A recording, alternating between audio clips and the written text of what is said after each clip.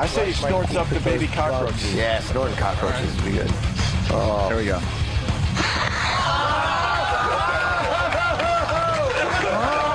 The sounds of Steve. All I can say is this is why Steve is not here today. Builds to a crescendo. Sure.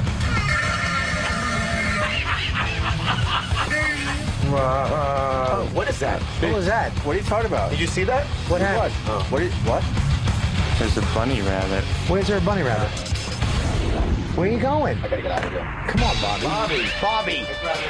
But enough of this palaver. Let's get the show on the road.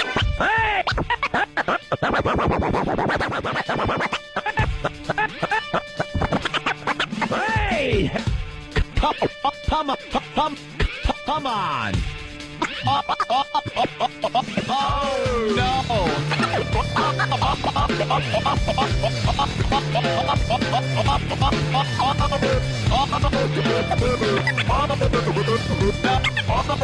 Oh, no! And good morning. Welcome to the Opie and Anthony Show. Hi. That's Drew Boogie live in studio today. Nice! Love the Drew Boogie remixes. Hey! Phone I number. like that scratching thing the kids are doing these days.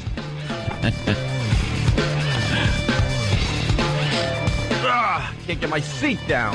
Oh, no. Jimmy's going to have a fine view of my you-know-what today. Can't get the seat. There we go. All right. You're, I got to hide that goodness from Jimmy. What are you wearing, a skirt? Oh, look right up there. Hey, are the Olympics over officially, or are they starting? Yeah, no idea. Huh? Oh, 2 hours, they're starting. Okay, Yeah, that's but it's way over there, so are the Olympics done, and then we'll slowly but surely get the info coming our way in the coming days and weeks? Isn't there a ridiculous time difference or day difference or something where, like, the opening ceremony start in 2 hours? What time is it over there?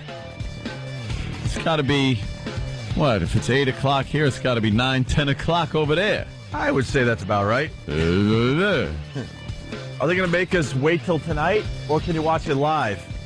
I think live. That old gag. The Olympics, you know, back in the day when there was 2, 3 TV stations, and the Olympics were happening in a faraway land. Yeah. And then all of a sudden they would make you wait to nighttime because they want the big audience. Uh-huh. I understand that, but now with the internet and everything, with technology, it's ridiculous that they make you wait until tonight to see the opening ceremonies. Where can you see them live? I don't think there's a live option on everything. NBC is mixing it up back and forth. They'll probably put clips in the Today Show of some of the opening ceremonies, but they got a big production. They're 12 hours ahead of us based on 12 hours ahead. the web clock. So it's Sunday? 1, 2, 3, 4, 5, Or the 6, start of 7, a new 8. week? So it's 8 o'clock at night? Show your work. It's, it's 6 o'clock. It's 6 o'clock, yeah. I mean, but it's going to be 8 o'clock at night when they start the opening ceremonies. Yeah, Yeah, but then that would be 8 in the morning, their time. our time. No, our time. No, but by the time they show them over here, China's already in the next morning. Yes. But if it's our time, Stupid China. They got to fix their air. yeah. What were they saying about their air? This is pretty bad. And they're trying to say, no, there's no problem, everything's cool. But all the athletes that are going over there, and they spoke with a few American guests that are over there to look at the Olympics, to watch, that the air is horrific over there. You look up and you don't ever see a blue sky when you're in Beijing. You don't ever see it. It's just this whitish haze that's it's there all the time. And It looks you're like it's going to rain breathing at in. any moment. Yeah. All the time. Yeah. And it looks like it's going to drizzle. Yeah.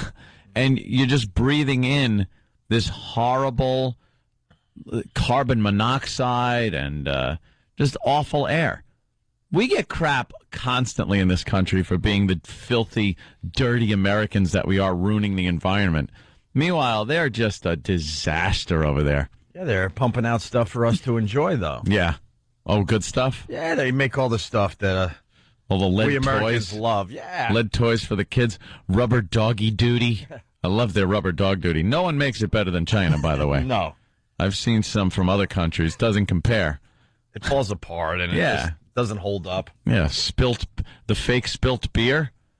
It looks so authentic from China. They're really making some great products over there, great exports. I'm a big fan of the puke splat. Yeah, see? And you'll only get the best from China. Yeah. With proper chunks, But Anthony, with meat content. they say their air is within standards. What standards? Within standards. Within their standards? Just within standards. So they could tell the whole world, no, we got our air quality within standards. The people making the standards are the same people that took 4 protesters that were protesting the treatment of Tibet by China and took them away. And that was the last I heard of them. I'm sure they're having their own Olympics right now. The pain competition. How much pain can you take? Ooh, we have a gold medal winner. Oh, here we go. Yes. Dun, dun. Yes, every 4 years. Well, actually 2, I guess we get to hear this. And then I get confused sometimes depending on where it is. Is it the summer or the Winter Olympics? I don't know. You're kidding, right? Of course it's the summer. All right. But sometimes, like, what if they have the Summer Olympics in Australia and it's winter down there? Well, they would never do that. Never, you say? I don't know. Wait, didn't Sydney do the Olympics? Yes, Which one did Sydney they do? hosted. What did they do? Anthony brings up a good point. Was it the Summer or Winter Olympics? They were the summer. But it's winter down there. So we had the Summer Olympics in the winter But they're, that time around? Australia's a big country. It's like doing something in Miami here in the winter. Oh, in the winter. Yeah, Oh. I believe. Okay.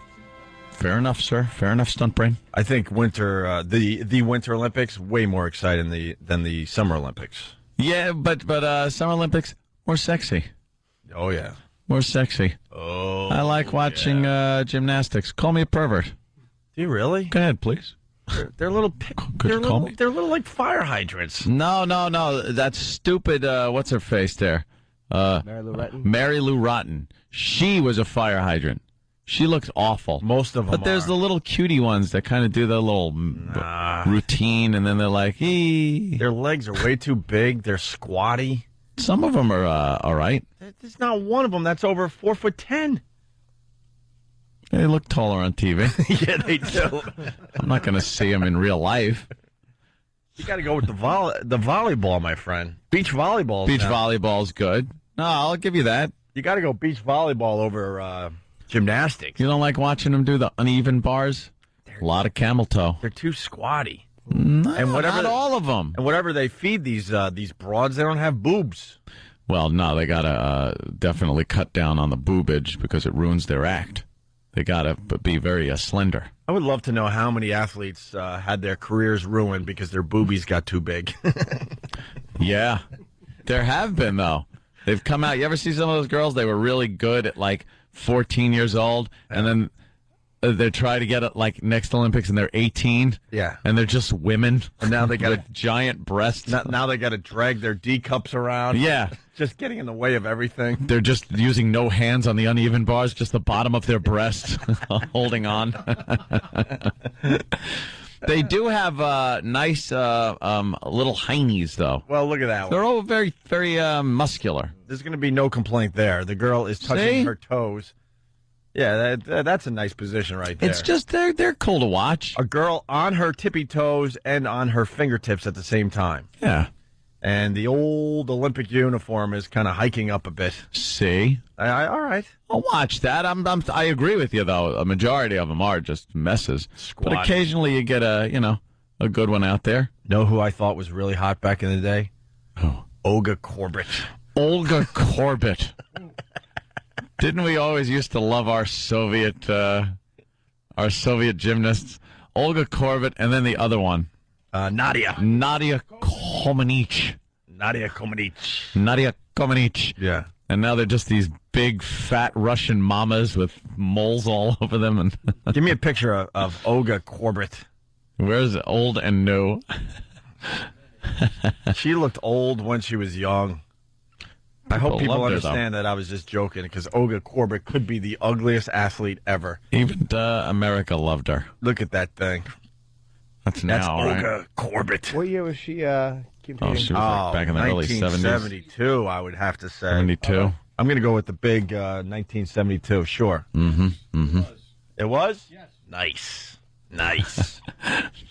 Yeah. All right, there's our Olympic coverage. Olympic coverage. Yeah. Live from China. Live from China. Starting at 8 o'clock. Well, we're live from China today. Yes. Broadcasting live from the Olympics. Yep, Jimmy's got his air mask on because he doesn't want to get any dust in his lungs. What was it, the Any bicycling pollution. team? That had to apologize? Why do they have to apologize? Well, they arrived in China wearing those masks. Yeah. They didn't want to breathe in the awful, horrible air, and they said it looked bad and wasn't very nice, and they had to apologize. Chinese people on planes here always wear. They're those things. constantly wearing those stupid SARS masks and Always. stuff. Wait, but the locals wear the masks, I know. but we're not allowed to. No. Why? I don't know. It was insulting, they said. And then, speaking of insulting, George Bush gave a little speech and insulted China, and they're very mad. How do you insult them? Well, he said that, he starts bringing in, I love when these guys, Jimmy Carter used to do this all the time, too. They start preaching human rights. Their whole country, their whole government, and everything is based on the fact that their people do not have rights. Their system would crumble if their people were given rights. And George Bush said that if the people of China would have their basic human rights, China would be able to excel to their full potential. And China told George Bush to shut the F up, pretty much. That's a country. I told you a long time ago, the Chinese are coming. Slowly but surely. They're one of the few countries left that can really keep a steel fist right down on their people, you know? Mm-hmm. They keep them from getting information. They edit the internet, which is very difficult to do. They protesters, poof, you're gone. Gone, beaten with truncheons. Yeah, I've been reading about that. How do you edit the internet for a whole country? I don't know how they do. They're brilliant. Because you got stuff coming in from other countries. Yeah. That's how you get some of that gambling done online and things like that. You think you're going to real sites, but you're going to like Google. It's just... You got to go to guys' houses. I heard they have government agents that will go to your house. Yeah, and then, Jimmy. And then watch you. And then whenever you're clicked on the wrong page, they go, delete that. Delete that. Yes. That's all they do. No, not that page. No. They have a person at everyone's computer. And you have to say, okay, or else you're beaten. Or why? They do have enough people where they could have one person following you around the One person entire for time. every person. Yes. That's what they They have. just split their country in half. Okay, Yes. you're going to be the followers Yeah. of these people over You here, have to listen to these guys. and that'll keep everyone in line. No logging on to that. They have, just think, a country that knows not the joy Sure. of 2 girls, 1 cup. I'm sure they got their own version. All right, so we're your exclusive Olympic radio station. Yeah. We're broadcasting live from China, Yes, we're in Beijing. and we'll be talking about the Olympics all day today. Mm-hmm. All right? Really fast, last night I went to see the, quote, final police show at Madison Square Garden here in New York City. Madison Square Garden. A little known fact about me, I was a huge police fan growing up. Yeah. Were you into the police growing up, Ben? No. I liked 1 or 2 songs, but for the most part, especially the police's early stuff, all right, we get it. You don't have to say the line 8,000 times. Yo, yo, yo. I can't stand losing. I can't stand losing. I can't stand. All right. You can't stand losing her. I kind of like the older stuff Do you? than the Ghost in the Machine type stuff. Yeah, I kind of like more of the reggae beat the police used to do back in the day. Repetitive, I think. Well, yeah, I mean, it was meant for, like, just smoke a little, Was it? I thought it was kind of an like new wave. They got caught up in being new wave / punk / reggae. Yeah. They didn't really know what they were. Yeah. And then they became a pop band. Why am I trashing that's them? what they I did. grew up listening to these guys. Oh, I know. I actually loved them. You're a big fan. And then they break up in 84, 85. And I was telling my girl last night at the Garden, I was saying, this is really weird because when I was growing up, it was U2 and the Police for me. After I discovered Zeppelin and whatever, and I'm telling her, I'm like, U2 still doing it. The Police haven't had a new album out in 20 some odd years, 24 years, something like that. And U2's working on another new album, and they will be touring the world with that new album, and their arenas will be filled with young people. And the Police just stopped creating back in '84, and these two bands were relatively equal when they both came out, and they were competing against each other for the most part for big audiences.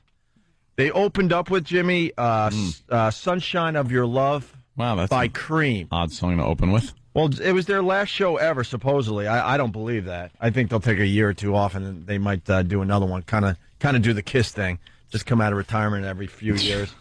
And, they came out and just jammed "Sunshine of Your Love." They were having a really good time. And then they had the Police, what are they called? The drum what, Ant? The drum line? The NYPD drum corps. Drum and something? Yeah, the marching band from the NYPD was there, weren't they? Yeah, they lined up on stage and they helped the Police with "Message in a Bottle," which was awesome.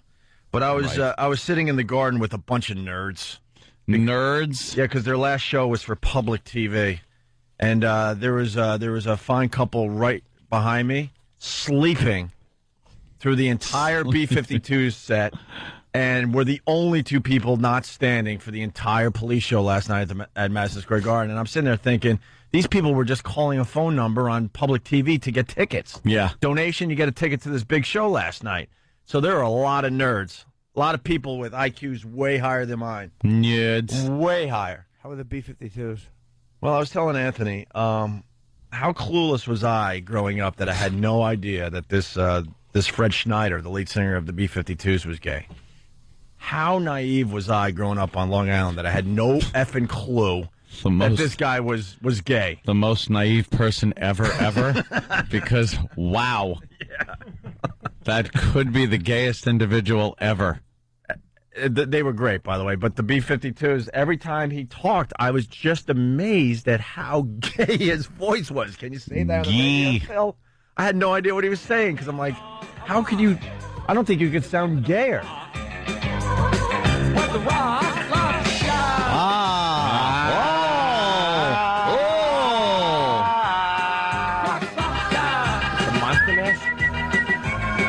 Monster Mash. You know this song, right, Jimmy? All right.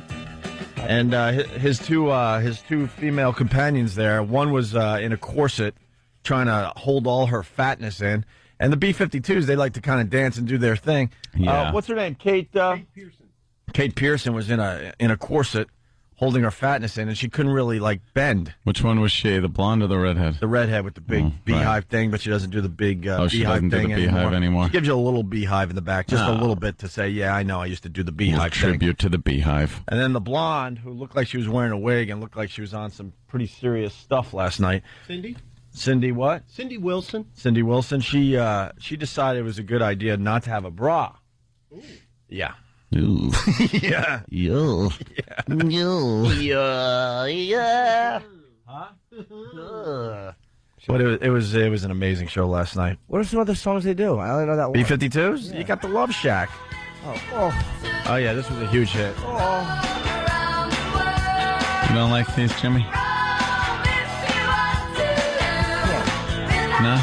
It's not terrible. It's feel-good music, Jimmy. Right. It's just playing, and you're just like, it's la-la music. You know Love Shack, right? Love Shack, baby! Stinks. I can't hear you. At the side of the road that says 15 miles to the Is this that big closing number? Huh? Did everybody really clap along? Oh, yeah, the nerds were dancing last night. We were making fun of all the nerds. Nerds? Just dancing. Bunch of moms just trying to relive their youth last night at the Garden. Their youth. So, Awful song this is. The Police couldn't have brought a better band than this. well, it goes with the era, Kind of man. popular with the people. I bet it fit, right? It was fine. Yeah.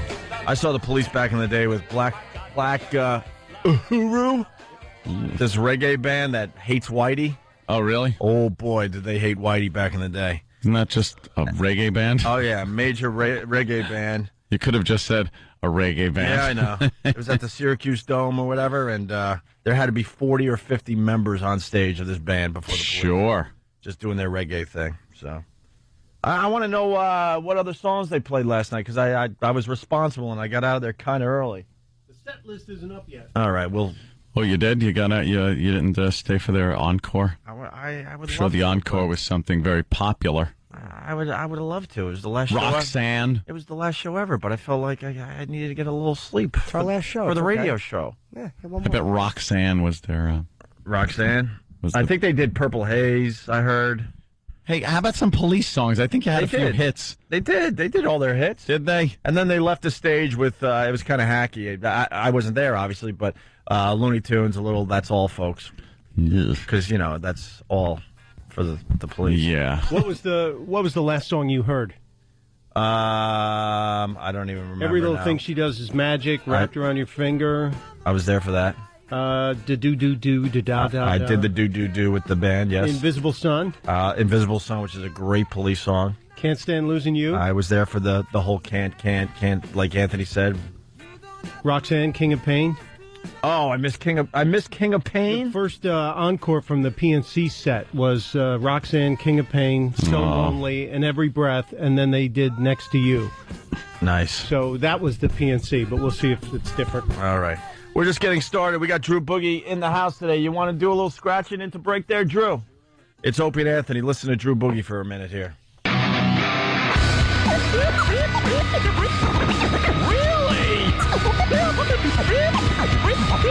Really? It's ridiculous. It's ridiculous. Ridiculous.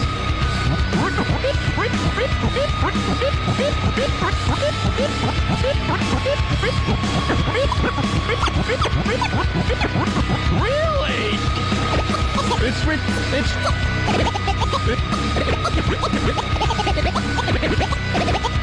It's ridiculous. Let me see your war face. You got a war face?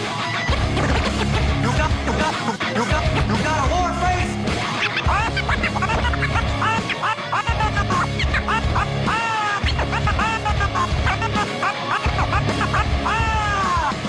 That's a war face. That's a war face. That's a war face. War face. That's a war face. Right on. Drew Boogie helping us out today. It's the Opie and Anthony Show. I just saw something really disgusting on TV. What's that? It bugs me. But it's something we've talked about, and I guess it is happening in front of our eyes. They just had a commercial for Boston playing August 12th, I think at Jones Beach here in the New York City area. Really, the band Boston. I'm like, how are they getting that done without Brad Delp? The great Interesting. Brad Delp. Yeah, he would be unavailable to sing with Boston, being that he's dead. And he was the lead singer of Boston. With quite a unique voice. I know Mr. Schultz was like the genius behind the band, but Brad Delp was the vocalist. Yeah, and he had a very high voice. He had a very good range. Very hard to replace. How the F do you go on tour without Brad Delp and call yourself Boston? He's actually playing. He had to fulfill the contractual obligation. Like, listen how high that voice is. Very hard to do that.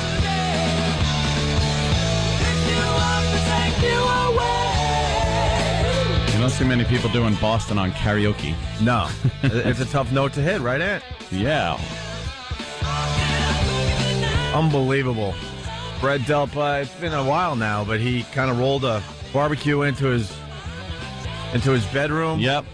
Lit it up. He was such a nice guy. He had signs all over the house warning people not to go into the bedroom because he didn't want others to die along with him. Oh, he committed Sure. suicide? Oh, Yeah. boy, did he, Jimmy.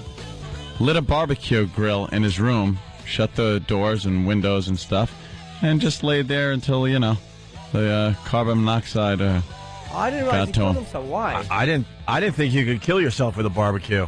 Well, I thought you apparently could can. do that just to get a nice summery smell into your house? Into your house. A lot of Sure. people do that during the winter when they bring the little hibachis in and don't realize, oops. First of all, it gives off carbon monoxide. Secondly, you're burning up the oxygen in the room. Yeah. Wait, what? Why did he kill himself? Does anybody know? He was depressed. Was it over the band? I don't really remember anymore. I know he was depressed. He was such a nice guy. We were lucky enough to meet him back in the day when we were doing radio in Boston. Really, really, really nice, down-to-earth guy. What? How long does that take to work if you put a hibachi on? What is it? Well, it probably would take a few. Take a while, but yeah, hell, if you're asleep. Yeah, if you're tired, you know. Depend on the size of the room, I would gather. Yes, sir. If you're tired. I mean, it's got to be very difficult to fall asleep knowing that if you do. That's it. Amazing. Someone's that good of a sleeper. Yeah, it's a good sleeper, all right. Well, at least he died doing what he loved, barbecuing. So, Is that it? yeah. Big barbecuer, was he? I love when they say that. Well, at least he died doing what he loved. Someone is saying the singer from Stryper is now the lead singer of Boston. Oh, yeah? Why doesn't he do the Stryper thing in Boston? Just go do something else. That's awful. They want money. Boston? But people will go and see them. Boston? Yeah. With who, though? They had to get a singer. I guess they I just got him. told you. The lead singer of Stryper is now the lead singer of Boston. Wasn't that religious band? I think the guy from Boston was depressed because they put out one album every 18 years. Yeah, because of Schultz. That was always a big pain in the ass. When's the next Boston album coming out? He was legendary for being just a perfectionist to the point where people didn't like him. Who was that? Schultz. Who was Schultz? He was the mastermind behind Boston. Oh, I thought he was the bumbling sergeant at Stalag 13. He was like a mad scientist. He created the whole Boston sound in his basement, basically. Was he the And Brad songwriter? Delp had to just kind of sit around waiting, and finally he goes, "Here you go, Brad. This is what we need from you." Those were the times he honed his barbecuing skills. Yeah. I do believe. But that's just disgusting. But we've said it. I think these bands are going to just become companies, entities, and they're just going to continue on after every single original member is dead, and no one's going to know the difference. And Gene Simmons was sort of talking about that very thing last time he was on our show, that he wants to franchise the band and have a bunch of different Kiss bands that just tour the world, and he sits back and just collects the money. Yeah. It's going to happen with these guys. So how many albums did Boston have? I'm obsessed now. 2. There was only 2? Actually 3, and then 3. And then they probably had a greatest hits and a live album and all that crap. Was there 3. any- Actually, I think they had 4. I think they did attempt a 4th studio album that no one paid attention to. Hence the death of Brad Delp, I think. What was their big? They had More Than a Feeling. Those songs. Did they have anything off the second or third album that anybody knows? Oh yeah, the first album was beyond amazing. The second album was almost amazing. The third album was mediocre. The fourth album, no one bought. That's the summary of the band Boston right there. The end. Light the charcoals. Boston was one of those rare bands that every song on their debut album was just awesome. You didn't skip one song off that first album. What else was? It was More Than a Feeling. Don't Look Back. Foreplay Long Time. Hitch a Ride. I don't know any of those songs. Oh my God! Pick up the first Boston album, Jimmy. I think you would like it. I had it when I was a boy. I used to think I was an artist, and kids would pay me a quarter to draw things, and I drew the Boston album cover for my friend Kenny. You did. Seriously? Yeah, I thought I was a very good artist. Can you do it now? No, because it looked like a retarded spaceship. It was kind of like fire was coming out slightly wrong. It wasn't very good. Hey, Brett Favre. Why wasn't he playing yesterday? Come on, suit up. What happened? Preseason football is upon us, and Brett Favre is on the sidelines in a Jets shirt. Why isn't he in the game? He's now a Jet. Let's go. Get in there. Yeah, Put on the pads. Let's go. Can you imagine that's what the Jets organization did?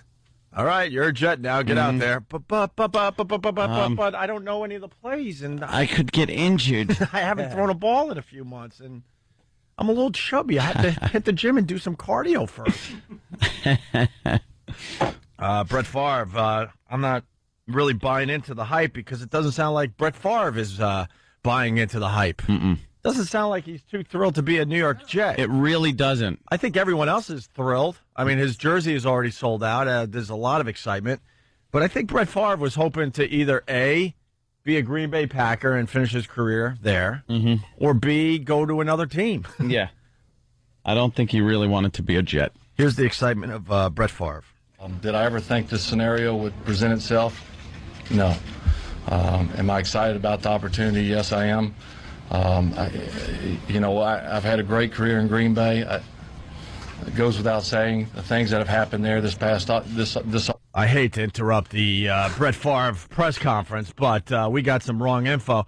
The new lead singer of Boston is not the old singer from Stryper. No? And a lot of people are very mad at the misinformation we got. And you're not going to believe where they got their new lead singer from. Paycheck, what's up? Hey, guys. The new lead singer of Boston came from the Home Depot. I guess the guitarist had seen this guy's YouTube video of him singing a Boston song and thought that it was the lead singer. That's how good he sounded.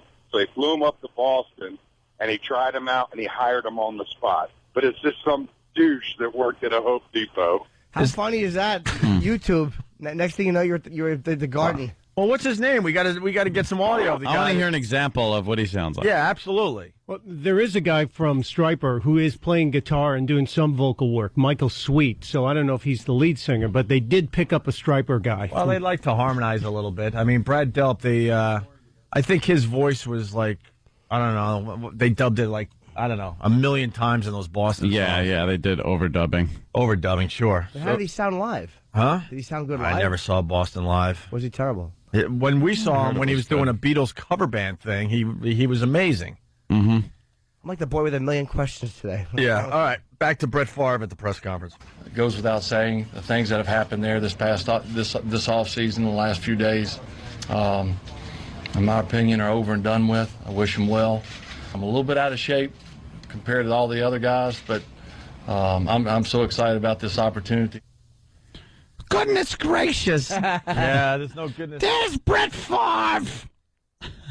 At 39 years old, you shouldn't ever be a little out of shape if you're thinking about coming back to the NFL. Yeah, you're not going to snap back like you're in your 20s. No. And in Green Bay, a lot of the hardcore football fans, they put their Packers flags at half mast. Oh, really? When it was official that Brett Favre was no longer a Packer. Yeah. Is that the gentleman that is now singing for Boston? Tommy DiCarlo is the lead singer. His MySpace page got him the gig. Wow. He looks like an O&A listener. Yeah. I think an O&A listener is the new lead singer of Boston. Where's he and from? that was not a compliment. I'm sorry. I really am sorry. But I think we saw about 5,000 Tommy DiCarlos this past Saturday at the PNC Bank Arts Center. Well, he's got stage presence. Look at him. He's just fat guy pointing out at the crowd. He looks like the guy that comes out and tests the microphone before the real guy comes out. He's doing an announcement and Right. pointing to somebody to stop the horseplay. Tommy DiCarlo. All right, we got to see if he sounds anything like Brad Delp. He sure doesn't look like Brad Delp. He looks like he might have ate the corpse of Brad Delp. Was Brad Delp slender? I don't even remember what he looked like. He was at the in the old days. Probably eating all that healthy barbecue. Yes. Yeah. So he grills everything. Here's more Brett dies. Favre. I'm not a trader, never will be. It's a football game, you It's dope. business. You were That's how traded. It works. I gave You're a traitor. everything I possibly could give Tradie. while I was there, and I hope that the Jets fans see the same thing. How Yeah. about this? You're a guy who throws a ball for a living. No one thinks you're a traitor to other guys who catch it. It's just that he was there for so long that it's this big thing that he's not there anymore. And he's trying to keep the loyalty of the people of Green Bay, which, it's whatever it is. We know how this is going to end. It's simple. He's going to have an average to mediocre season for the Jets, then another average to mediocre season with the Jets, and then he's going to officially retire. I think he might get 2 seasons in. And then he's going to make believe he never played for the Jets. He's going to go back to Green Bay as a hero, and they're going to retire his jersey, and he's going to be in the Hall of Fame as a Green Bay Packer. How funny would it be if he went in as a Jet? Played 6 games. Right. After going, what, like 8 and 24 in the next 2 seasons? And then only talks about the Jets and at the Hall of Fame and what the Jets meant to him. Right. That would be very funny. Let's say hi to Phil in Florida. Phil, how are you, buddy? Oh, pretty good. How are you? Good. I was wondering if any of the Drew Boogie material is available. I'd like to do that retarded song as like a ringtone or something. I heard rumors that Drew Boogie might finally try to get something out there. You did? Yeah, I've heard some things. Oh, okay. Will you get this stuff out there for the people? I am working on it. You've been working. We've known you for 8 years. You've been working on it. I just started working on it 2 months ago. You're not shiftless, but you are lazy. Yeah, a little bit. How come you don't... You could be making money off this. How come you don't get it together, Drew? Because I work 9 hours a day. It's a little hard to do it in the off hours. So I can only do it on the weekends, but I am working on it. And some things are holding me back, but I am going to get it out there. Like what? Me, you, and Anthony. Yeah. Besides the garbage material you're given to work with. He kind of wants us to maybe record a few things for him. Yeah, I got to make a phone call for you. Yes. Yeah, see? Okay, sure. Yeah. But it's going to get out there. Everybody add me on the Great Drew Boogie on MySpace, and you'll get the bulletin when everything's all ready to go. See, and he didn't care. No, he just hung up in the middle of the answer. Click. The answer of the question he asked, he decided he couldn't stick around for the answer. Story of my life. Drew Boogie, it's DRU. Right. BOOGIE. All right, phone number 877-212-O&A. Are we getting some Tommy DiCarlo? Yeah, they're pulling it. I did find a clip of Tommy DiCarlo and Mr. Sweet that we'll put on onaradio.com, but they're pulling some clean audio in the back. That's just sacrilege, though, when a band does that. To hear it. Yeah, he was like, who else was there in Boston? Do you remember? Brad Delp and then the other guys with the afros. Yeah. No, it was Schultz. He was the genius behind the band. No, I mean in the band. Though. Oh, then you had Sid. We met him too. He loved his party. Oh wait, Schultz wasn't even in the band? Yeah, he was. Yeah. Was he? Well, what'd he do? He basically did everything. Oh. Brad Delp was just sang the tunes, but I don't think Brad Delp wrote anything for the most part. Really? I don't think so. That's how I have it. I have no idea. I just know that Brad Delp had a good voice. They overdubbed the hell out of him. He did all the harmonies. So live, who knows? But I can't wait to see this Home Depot kid. He doesn't look like a kid, though. No. All right. He looks like a fat Long Island slob with a mullet. Wait, which one's him? I don't know. There he is to the right. The long hair or the short hair, Rock? Short hair guy. Looks like Doug Benson, the comedian. Yeah, a little bit. That's a good call, Jimmy. All right, we got a good show today, man. We got Bob Saget calling in to promote the roast that Jimmy flew out to do. Yes, sir. We got Shane O'Mac from the WWE stopping by today. Well, now, isn't that to judge Sam's contest? Yes. I certainly hope more people sent in entries to Sam's little contest, or it's going to be very embarrassing. He's got at least 10 or so. Oh, does he now? Oh, yeah. Okay, yeah, people stepped up. That's good. Yeah, and also the great Jim Brewer will be on our radio show for the first time in 6 years today. Triumphant return. Yeah, he's playing comics this weekend here in New York City. Donna, in New York, what's up? Hey, I saw Boston last weekend. And? Where? Yeah, and I'm a musician, and I was pretty impressed. I mean, I didn't expect. I kept yelling out, "I miss Brad. Where's Brad?" I kept yelling it out, but it's pretty decent. Wait, why would you tell me what part of Long Island you're from? No, I'm from Rockland County. Wait, you were yelling, "Where's Brad?" Voice. Yeah. What are you, stupid? He's dead. Why would you yell, "Where's Brad"? Like he's dead. I know he's dead. I was being, funny. Irritating. They should start making rules for rock and roll. I think if your lead singer dies and he was so notably the voice of the band and he passes on, and you decide to get like a lead singer from Home Depot, you should charge karaoke prices. Karaoke prices if you want to tour. Seriously. Because it's a karaoke band now. It's a cover band or cover band. It's cover band. Right. Cover band prices. What does Yeah, what does a Boston cover band get these days? Maybe $5 at the door, $7 at the door. I videotaped some stuff. I'll send it over to you guys. All right, Donna. Thank you. She's yelling, "Where's Brad?" Jesus, you're the fan that everybody hates. Yeah. Where's Brad? People turn around and go, "He's dead, you dummy." Yeah. It's in a box. He chose to make chicken cutlets next to his bed, and he fell asleep, and that's it. Brad went out like a London broil. Hey, he died doing what he loved dying. He loved dying. Good old RPI came up with something. Remember we were talking to Buzz Aldrin about a week ago? Yep. That great astronaut that walked on the moon? He was second to walk on the moon. We noticed that he was clearing his throat a lot. Yeah. And so did RPI, and he came up with this. Now all the way live from New York City. Buzz Aldrin, everyone. Well, I got a chance here. Let me clear my throat.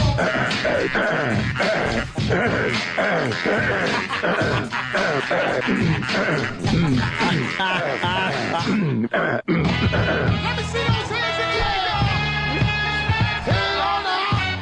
Hey, everybody jump. Buzz Aldrin.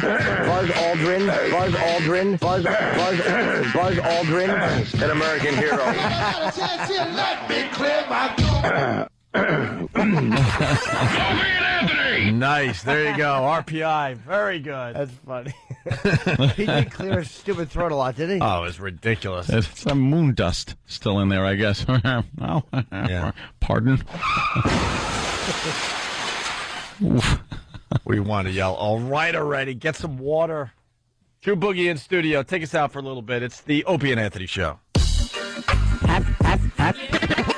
Happy, joy. Joy.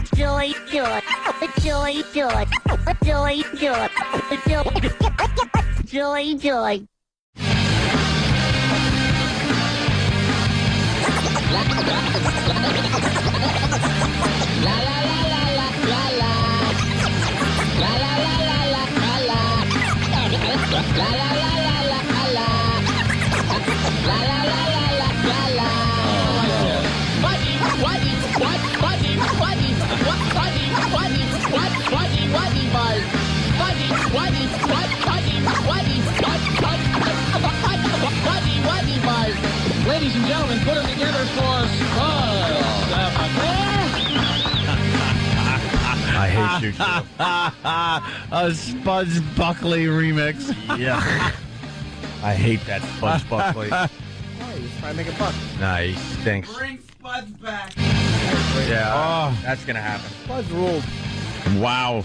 You That know, was good, Drew. Kind of like Boston, though, we did want to, recast the Spuds Buckley character on the Opie and Anthony show. Yeah, what happened? Because the original Spuds Buckley died tragically in I think it was 98, somewhere around there. Barbecue in the bedroom. Yeah, and he was a big part of the Opie and Anthony show, and we need to recast the Spuds Buckley character. Do we? I think some of the guys were going to give it a try around here, and then we dropped the bit. Yeah. And we should have dropped the bit. 877-212-0-A. By the way, I got a Travis who wrote the sheet. His name is not Tank Hankerus, you dumbbell. It's Tank Hankerus. Tank Hankerus. With an H. Tank Hankerus. Tank Hankerus is a Greek. What do you got? We have a new shirt for Tank. Yeah, Tank, why don't you put your shirt on? Yeah, what are you doing, for Tank? everybody? You don't have a tank top on. Yeah, exactly. What does the shirt say, Tank? I can't read it. That's E-Rock. I want to talk to Tank. The shirt says, "Here comes the S show." That's great. So fitting. Yeah, as he puts on his tank top.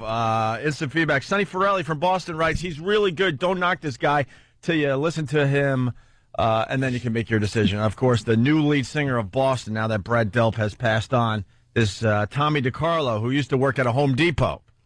And And then they got another guy in there, though, so they had to get 2 people to replace Brad Delp. well, you got to harmonize. Yeah, true. I think when Boston went on tour, Brad Delp actually sang over his own voice. Yeah, I think they tracked it. Because they did a little of that over dubbing. And then you got John Fox from Brooklyn. He writes, there are 4 karaoke bands out on tour right now this summer. You got Boston without Brad Delp. You got Styx without Dennis DeYoung. You got Foreigner without Lou Gramm. And you got Journey without Steve Perry. Yeah. And people are going to these shows. Like it's the real band. These shows are doing really well without the lead singers. That made them famous. People love nostalgia. Styx, at least Tommy Shaw sang. Is he still in the band? Yeah, of course he is. Because he sang some of the stuff, too, but... Oh, he was a great guitarist. He's there until the damn Yankees get together. Yeah. And then he goes, screw Styx. Here's a little taste of Tommy DiCarlo as the new lead singer of Boston.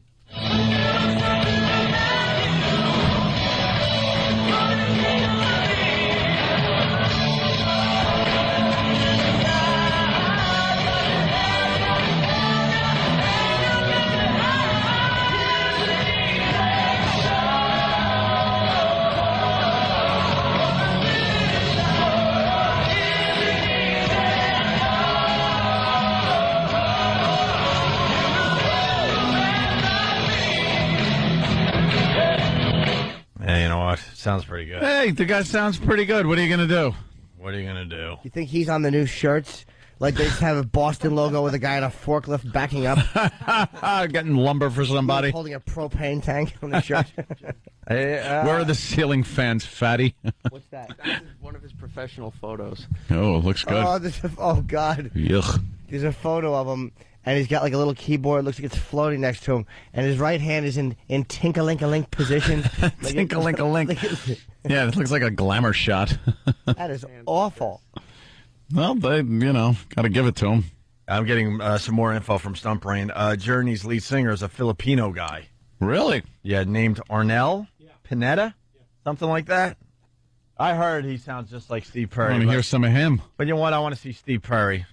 Yeah. Why isn't Steve Perry going out with them, or why isn't Dennis DeYoung with? They just hate their old bandmates. After a while, you just can't stand the people you work with. Yep. But what else you doing though? Let's say hi to Mike. What else is he doing? Mike? I don't know. Where's Dennis DeYoung? Dennis DeYoung. I think Dennis DeYoung was allergic to light or something. I saw one of those dumb freaking VH1 shows. Oh, was he really? And he had a problem with light. And he was doing Broadway shows. He was doing like the music of Broadway as a one-man show in little cabaret theaters around the But country. look it up. Gay? Look it up, though. I think he has some kind of allergic reaction to light, and it prevented him from travel. I don't know. Well, didn't he want to? He's a freak. He's a Allergic weirdo. to He wanted light. to do like the stage act where you had to. He wanted to do like the stage play of Mr. Roboto. He Well, that's genius. acted all out, and the guys were like, "This stinks." Mm-hmm. Let's say hi to Mike, who works at WBCN in Boston. He wants in on this conversation. What's up, Mike? Not much. How's it going? Good, bro. Yeah, Tom Schultz, he was pretty much the mastermind behind Boston. Yep. He was the one that came up with that whole falsetto chorus stuff. Okay. Oh, yeah? Delp did, yeah.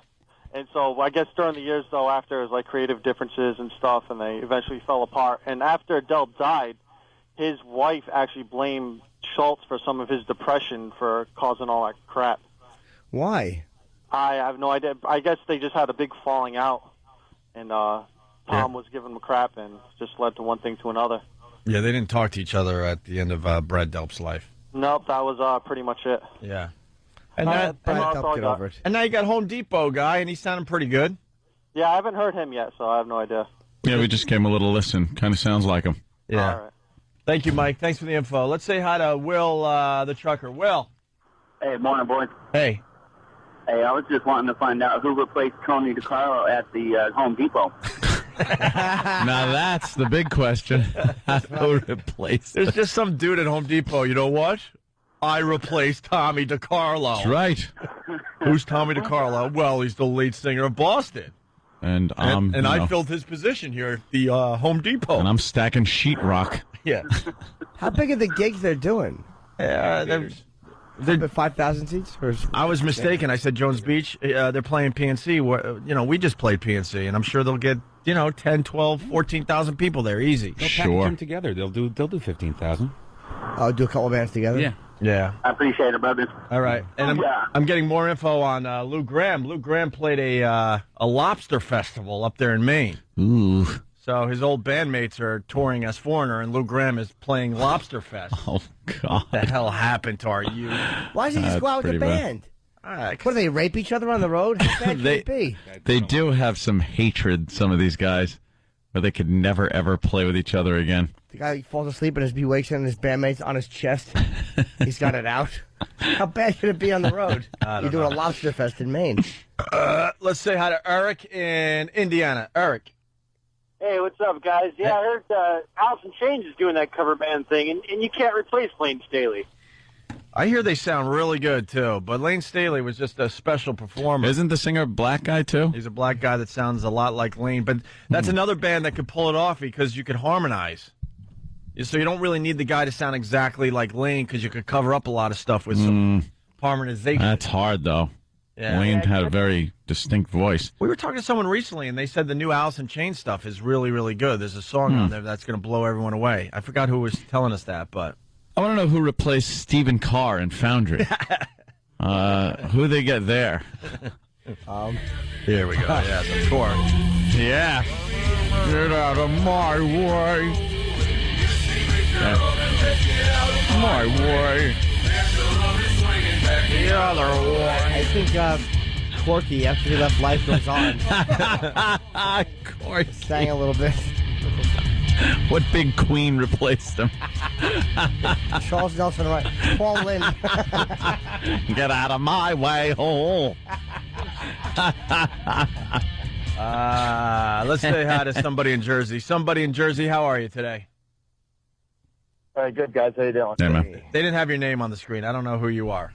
It's, I saw Alice in Chains last year at the Borgata, and the guy, not only is he a black guy, he's this tall, skinny black guy with a huge afro. Looks like Shaft. Doesn't look the part at all, but he was great. But he was great, huh? I just have a problem seeing these bands after the lead singer either dies or moves on. Except for AC/DC with this Brian Johnson. He filled the shoes quite well and had a lot of huge hits after when he became the singer. Well, Bon Scott died, but he didn't just do a bunch of Bon Scott covers. He did new material. Like when you replace a lead singer and they do it's a whole new era of the band. That's different. These guys are just going out like. Plus, AC/DC was a lot younger then. It was almost like well, they were more successful with Brian Johnson. Yeah, they were able to replace him, write new songs, so it was, and have huge hits. But when you're just going out like after the band has seen 20 years, and then just the guy is singing, it's like, they have established songs, and that's the only thing people want to hear. To do an impression of them. Yeah, and it is an impression. They're not throwing their own twist on it. They're trying to sound exactly like the singer did. That's what the audience wants. Choppy, Boston, listening on BCN. How are you? Hey, what's going on, guys? Hey there, Chappie. Hey, T and I were talking about the Filipino singer from Journey, and apparently the guy doesn't speak English. He just gets out there and sings. Somebody else does the announcements. Hey, this is the song we're going to sing, and the guy just starts belting the stuff out. Sorry about that. That's okay. That's pretty funny. No English, huh? Is that true? It's not true. It's not true? No. It's not true. He does. I like to think it's true. It's not true. That the new lead singer of Journey is Filipino, and he doesn't speak English, but he knows how to sing in English. He's got a really thick Filipino accent, but when he sings, he sounds identical to Steve Perry. They're pulling audio. Steve, who replaced you in Foundry? Steve who? Other morbidly obese homosexual who shops for clothing at Lane Bryant. Thank you very much. Lane Bryant. You did shop at Lane Bryant. Yeah. All right, let's get a Brian in Wait, Jersey. were you the original singer, or did you replace someone? No, it was me. I was the original one. You know what? I replaced Harvey Firestein. Get out of my way. Duff McKagan Love told that us song. that the new Alice in Chains song is really, really good. Thank you for that. Blowing Fouls from Cleveland. E-Rock is working on a Foundry remix. It's not done yet, but he wants to play a little sample for us to prove that every song from Foundry sounded exactly the same. Oh, did it? I think they're all the same tempo, yeah. All right, here we go. E-Rock's got a little montage. Of Foundry song.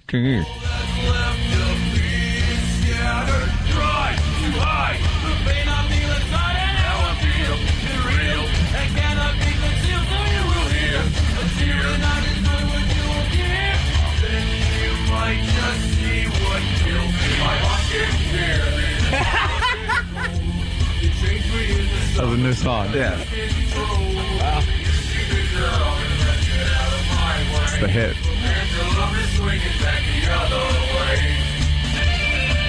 This is a new song, too. That's the same song, dude. Is it? Hold on, E-Rock's arguing. E-Rock. That's the guitar solo from Pendulum, and there's another guitar solo. I forgot to write down the third song, but it's mixed together. Oh, It's wow. exactly the same.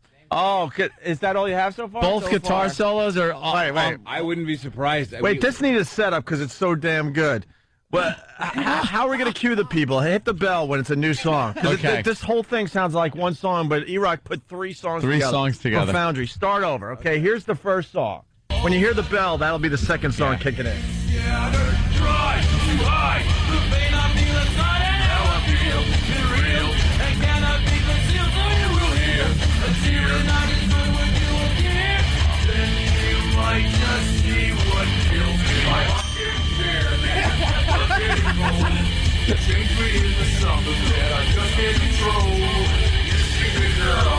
Get out of my way.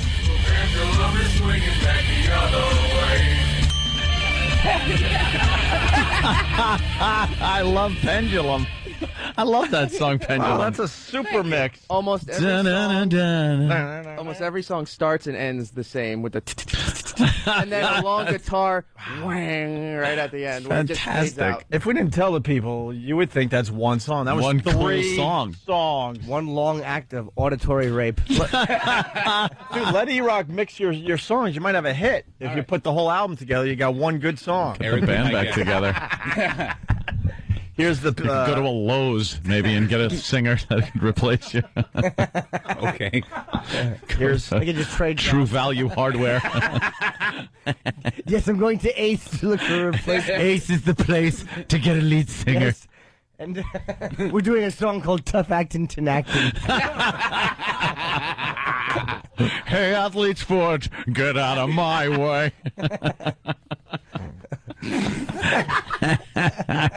You guys want to I hear like Pendulum. Yeah. It's a good song. We're going to go backwards now. You want to hear the Filipino sounding like Steve Perry? Oh, please. All right, here we go. This is not Steve Perry. It's just a small town girl living in a lonely world. It took a midnight train going anywhere. Holy jeez. Unbelievable. It's just a city boy, born and raised from Detroit. It took a midnight train going anywhere. That's ridiculous. Get out of my way. No?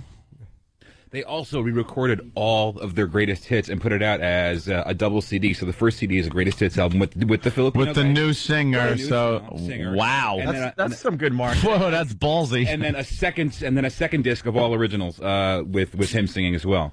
I don't know how that works. If there's an advantage to that. He redid certain songs? Redid all All the of greatest them. hits. All the hits. It's a great... Oh, Steve Perry doesn't get anything. So And Steve Perry, I guess, doesn't get performance royalties on the new CD. I guess. Oh, wow. I'm assuming that's what. I mean, unless he gets writers royalties. Oh, my Steve God. Perry was another one they had on that VH1 stuff, and he looked like he was way full of himself. Yeah, they don't get along at all. Did you find out about Dennis DeYoung and this light thing? Steve, is Foundry getting back together? yes. I would love it because That's I think the we'd question. make no money. You know how much people would want to hear you sing Pendulum? Not Oh, at my all. God. Now? The song's now a hit. There's a resurgence. Did he do Pendulum Unplugged? Just you Get and a some guitar? guys in there, guitar. Put a big cowboy hat on you. You could. Would it sound? Would it sound awful? Yeah. Wait, unplugged. How about a cappella? No. No. As in, why not? I mean, we're here. We got microphones. Stunt brain, yes. You are correct, sir. He did get a viral infection that made him sensitive to light, and he has been cured of it now. But it was a serious viral infection. I like to think that he's been living in the dark for the last 10 years. That is a horrible thing. His two pets, the most. Hey, marble mouth, what? I'm hungry. Jimmy's hungry. For surgery, they should insert a funny bone. Tee-hee.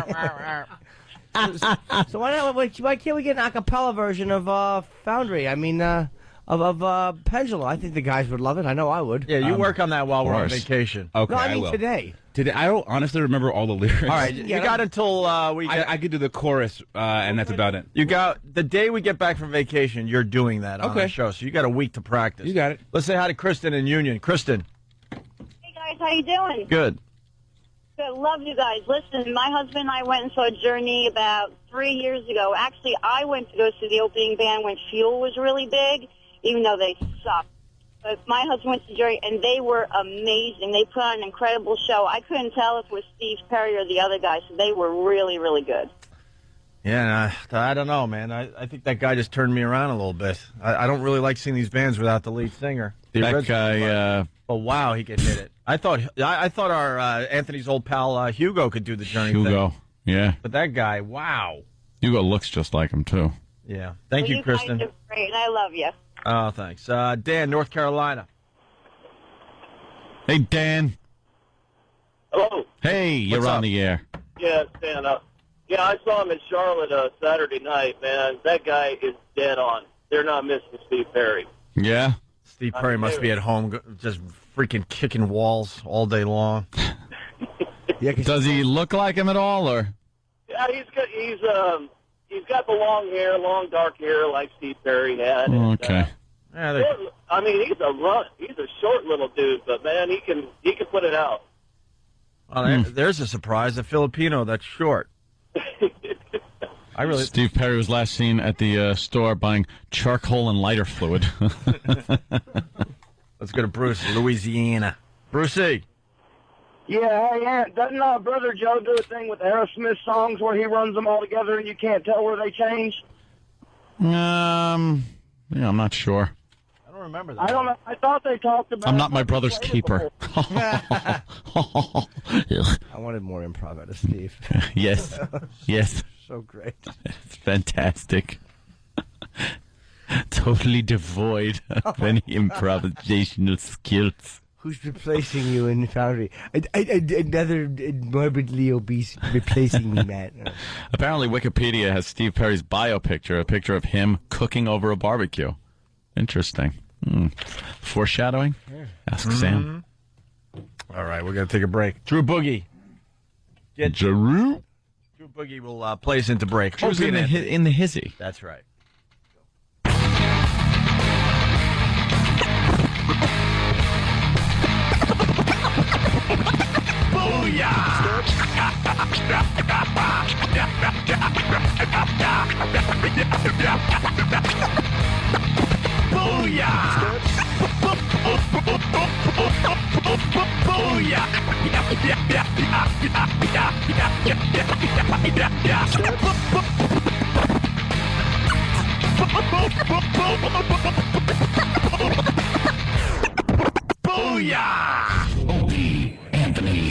He was banging cocktail waitresses 2 at a time. Players couldn't get a drink at the table.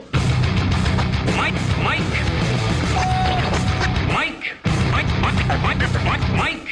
Don't come to Las Vegas and talk to a man like Mo Green like that. Mo Green like that. Las Vegas and talk to a man like Mo Green like that. Wow. Like that. Drew Boogie helping us out today. Opie and Anthony. You could be making money off that crap, Drew. Yeah. Wake up, 877-212. Oh, and we got Darren in East Hartford for little Jimmy Norton. Darren, what's up today? Hey, Jimmy.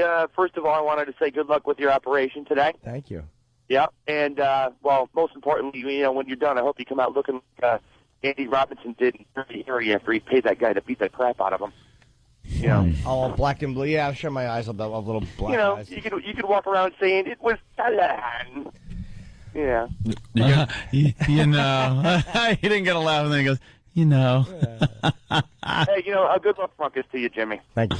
Yeah, when is the surgery today, Jimmy? I think it's 12:30, which is like the earliest one of the afternoon. I'm hungry. But Wait, 12:30 as in right after noon? Yeah. So right after the show, an hour later, you'll be. Well, I might even have to leave early. I have to call well, them. that's obvious. I have to be there at 10:30, I think. Wow. So, how long does this procedure take? Did they tell you? They said about an hour at the mountain. An hour? Well, that's okay. He told me what they do. It's not. They fix my septum a little bit, and my turbinates are the ones. These things in your nose that regulate turbinates. Yes, we have. I think 3 on each side. I think, and turbinates. They swell up. Oh. When you lay down, your head, when you're stuffy, it gets worse. Sometimes that's your turbinates swelling up. And they regulate temperature and airflow in your nose. But mine are swollen. So what are they going to do? Scrape them down or something? No, that bleeds too much. What this guy does is when you're asleep, he puts a needle in it and electrically heats it and it shrinks it. Holy mother of God. That's great. I mean, that's what I want. And then I want my septum fixed. It's messed up.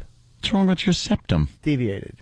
You have a deviated septum. Are you getting a nose job? No. That's what's happening. Jimmy's getting a nose Jimmy's going to have like different eyes and everything, a facelift, a chin implant. You're just going to have like, hi, I'm Jimmy, with his face all pulled back. I hope my voice isn't different, though. I hope it is. It might make me different. Imagine if I come in with a big attitude and I talk like this. The biggest ironic twist would be if you couldn't control that you have a radio voice. Hey, how you doing? You just have the phony radio voice, and you can't help it. Yeah. Hey, I got my nose fixed. Yeah. Oh. I'm feeling good. I'm not really nervous. I mean, I'm sure I will be when I get there. Well, my brother healed, and he had some of the same things done to him. He had a lot more done than Yeah, and his voice is back to normal. For a while there, it was high and creepy when you got him on the phone, because they shaved down his uvula. Sounded like you at AAF. Yeah. Higher or creepier? There was nothing. There was nothing to his voice. It was Really? very thin, very. Oh, that is scary. And we were all secretly worried that he was going to talk like that for the rest of his life. But especially since, Jimmy's whole career is based on his voice. Yeah. You'll be fine. I think so. I mean, I don't feel really worried about it. We got someone that's in love with you, Jimmy. Debbie in New York wants to talk to you. Debbie! Hey, Debbie.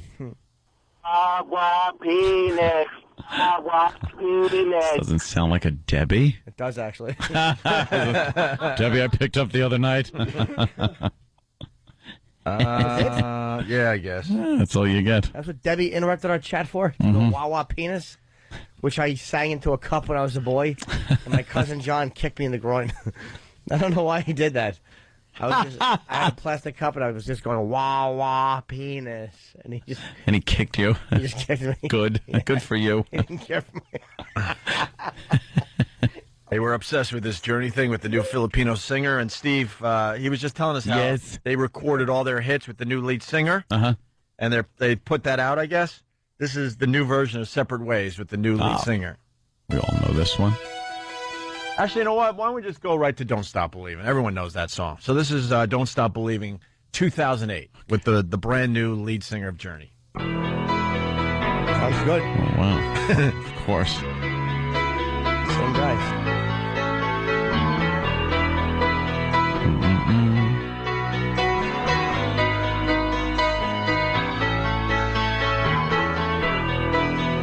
Just a small town girl living in a lonely world. Jesus. She took the midnight train going anywhere. Just a city boy. Why hasn't Steve Perry killed himself yet? Are you kidding me? Is this live? No. It sounds different than the original. You can tell the difference. Slight. Yeah. Very slight. By the echo and stuff. You know what's weird? The guy seems to have more power than Steve Perry has. Like, Steve Perry's got power, but he's got, like, that range when he hits those high notes. Yeah. This guy's all power. Jesus. Here's the original. Just a small town girl living in a lonely world. Oh, shit. He took the midnight train going anywhere. Steve Perry, totally expendable. Yeah, that's the original. That's Steve Perry. Just a small town girl. Except he had something wrong with his teeth to begin with that song. It's Rich Voss singing for a Journey. Besides that, amazing. Just a small town girl living in a lonely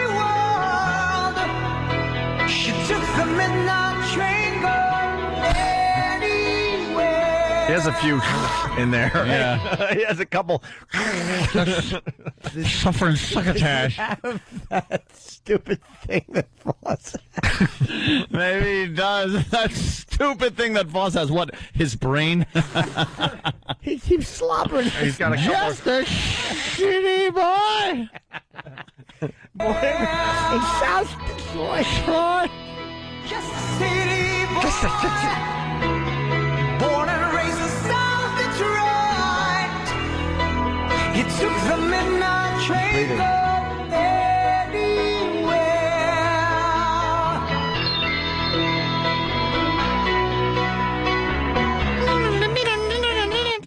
How funny would it be if it turned out like Journey was, on vacation in the Philippines and they got caught for doing some things and they went, no, we're here to find a lead singer for our band. Now they're stuck with a guy. Don't stop believing. We're really good at finding that dumb one little thing and just going over the top with. Listen how the song Rich starts. Voss.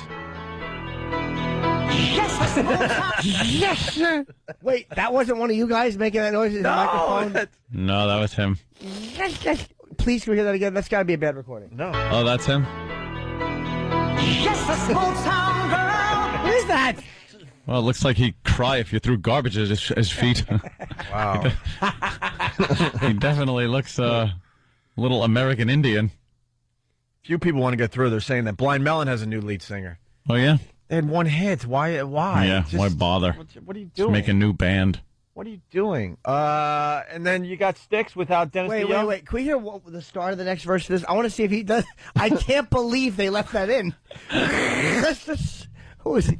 He's a cynic. Hey, E-Rock, let's try to match this up. Ready? We're going to hit play at the same time. See if we could get Steve Perry sing with the new lead singer. 1, 2, 3, go. You're waiting for the vocals? Oh, I thought we nailed it.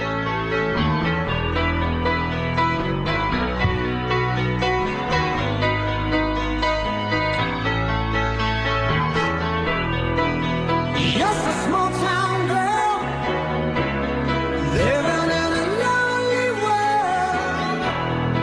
She took the midnight train going anywhere. Nailed it.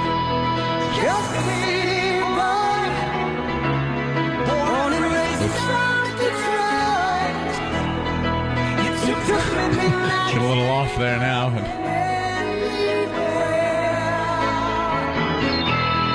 I know what to do. You do this. No, keep yours going.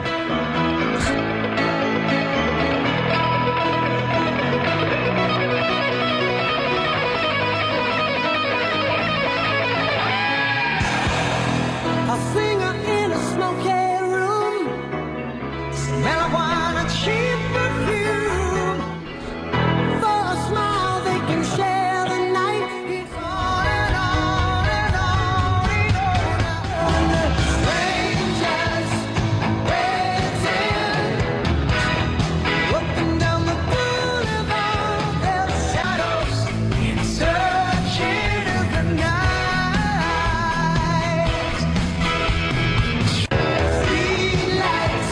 Pretty amazing.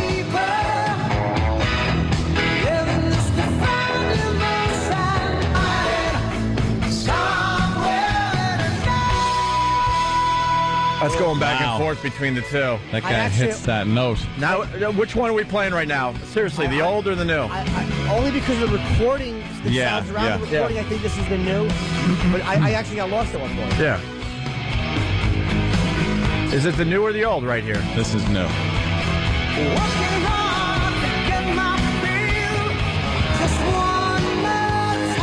Yeah, this is the old one.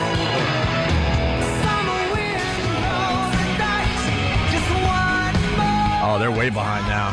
Yeah. All right, now we can't do it anymore. Right, I'm going crazy. All right, yeah, that's the new one It's right like there. Journey all over the town. All over the town. Who is the Journey people have come to town? Wow, maybe it is good that they replaced the new lead. You know, the singer. I guess it works with some bands. Holy crap! He had new stuff too. Is his new stuff any good? Whose? This guy. They brought you a new song. Probably sounds like New Journey if they made a new song. Yeah. Wow, that's something though. Got to give it to him. What do you got there, Steve-O? Enough about Journey. Pendulum. The new album. What? It's called Never Walk Away, and Jimmy's right. It sounds a lot like. Will you be replacing anybody in any bands? No. See, sometimes improv is just one word. No. I ruin things. Oh my God.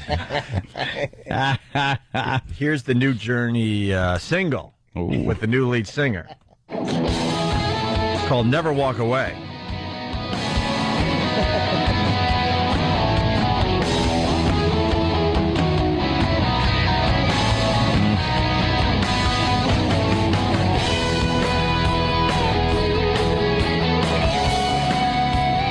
What year is this? No kidding. That's what they don't ever get. Nope.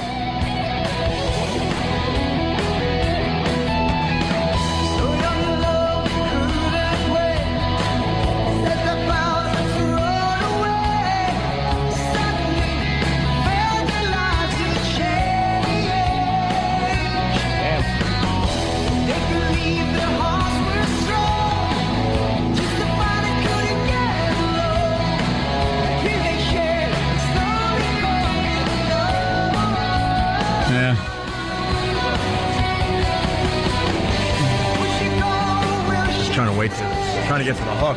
Yeah. I like it. All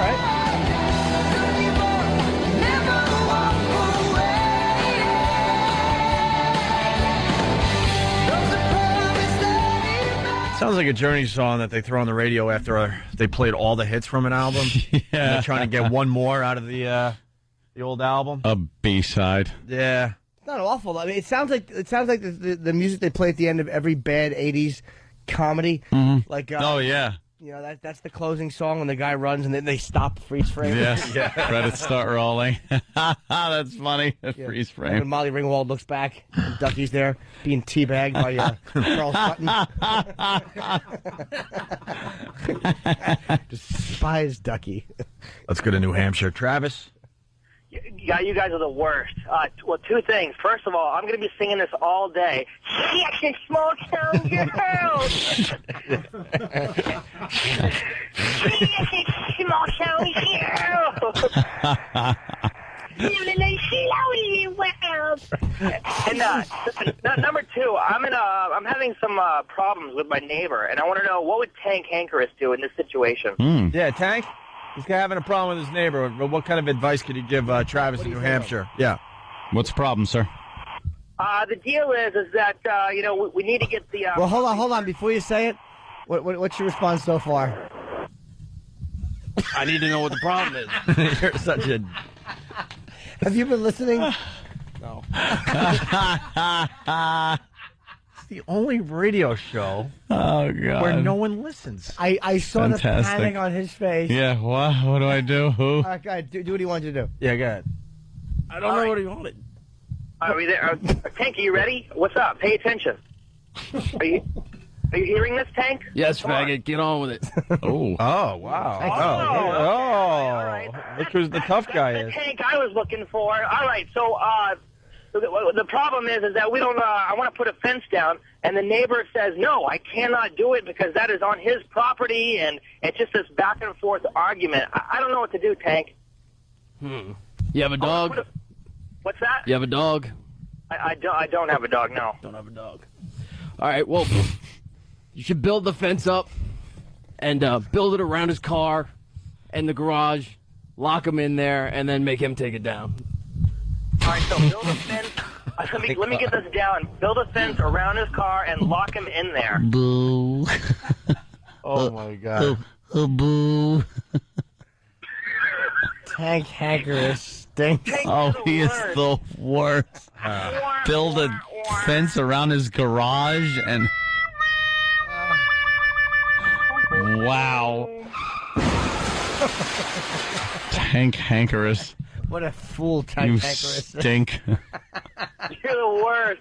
All right, thank you. Let's before we move on. So you got Sticks without Dennis DeYoung to wrap up this whole discussion. Here it is. Come Sail Away. Without Dennis DeYoung.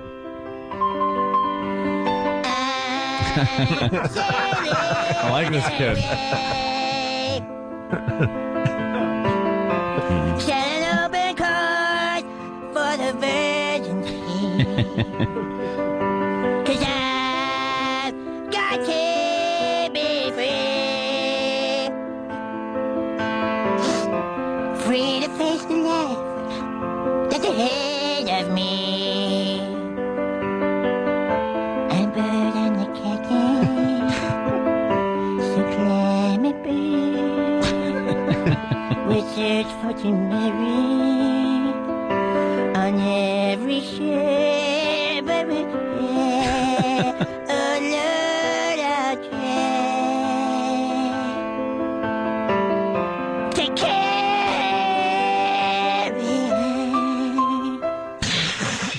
I love that. Nice. The little subtleties just kills me with that I don't one. think it sound like Dennis DeYoung. No. Carmen's amazing. You want the real? This is the real new version of there Come is Sail actually Away. one? And this is with a new singer? Yeah, some dude they got at Pottery Barn or something. Pottery Barn. This guy throws out the vasectomy tubes after they cauterize them.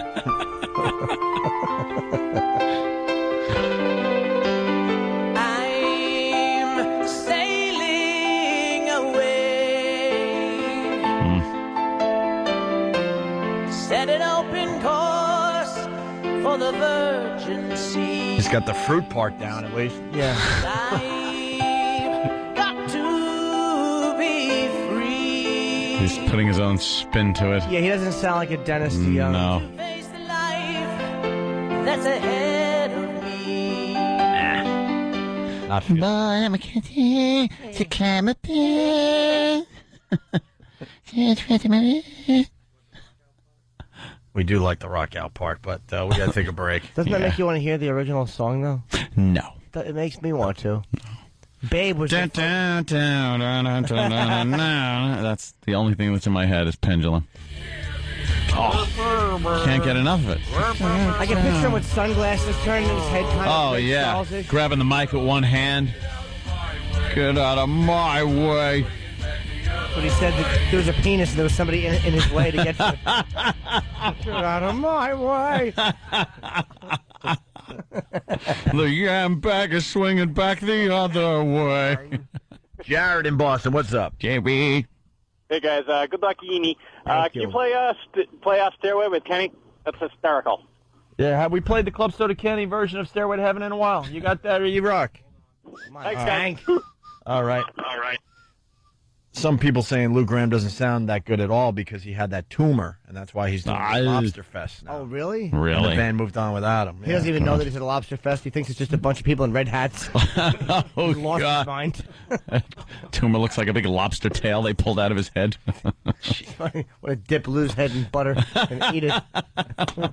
Poor Lou. After you eat some lobster, what's better for dessert than pudding?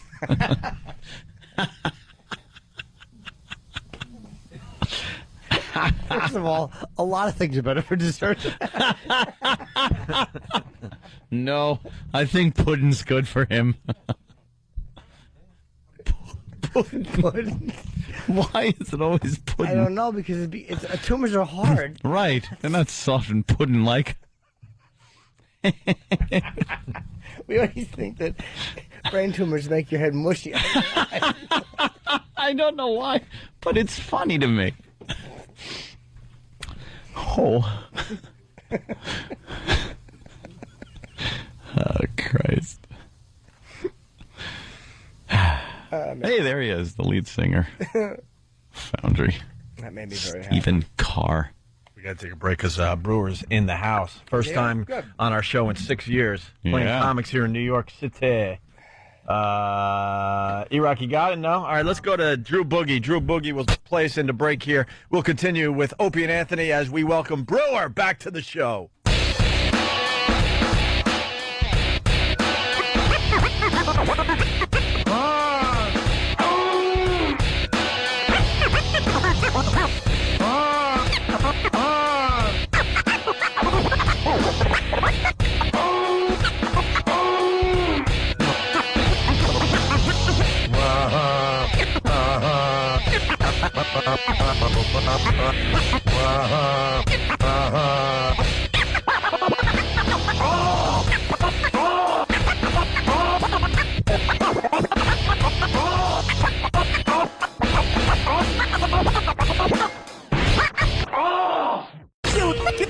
Chewy, yummy, smoky, it's bacon! Bacon! Bacon! Bacon!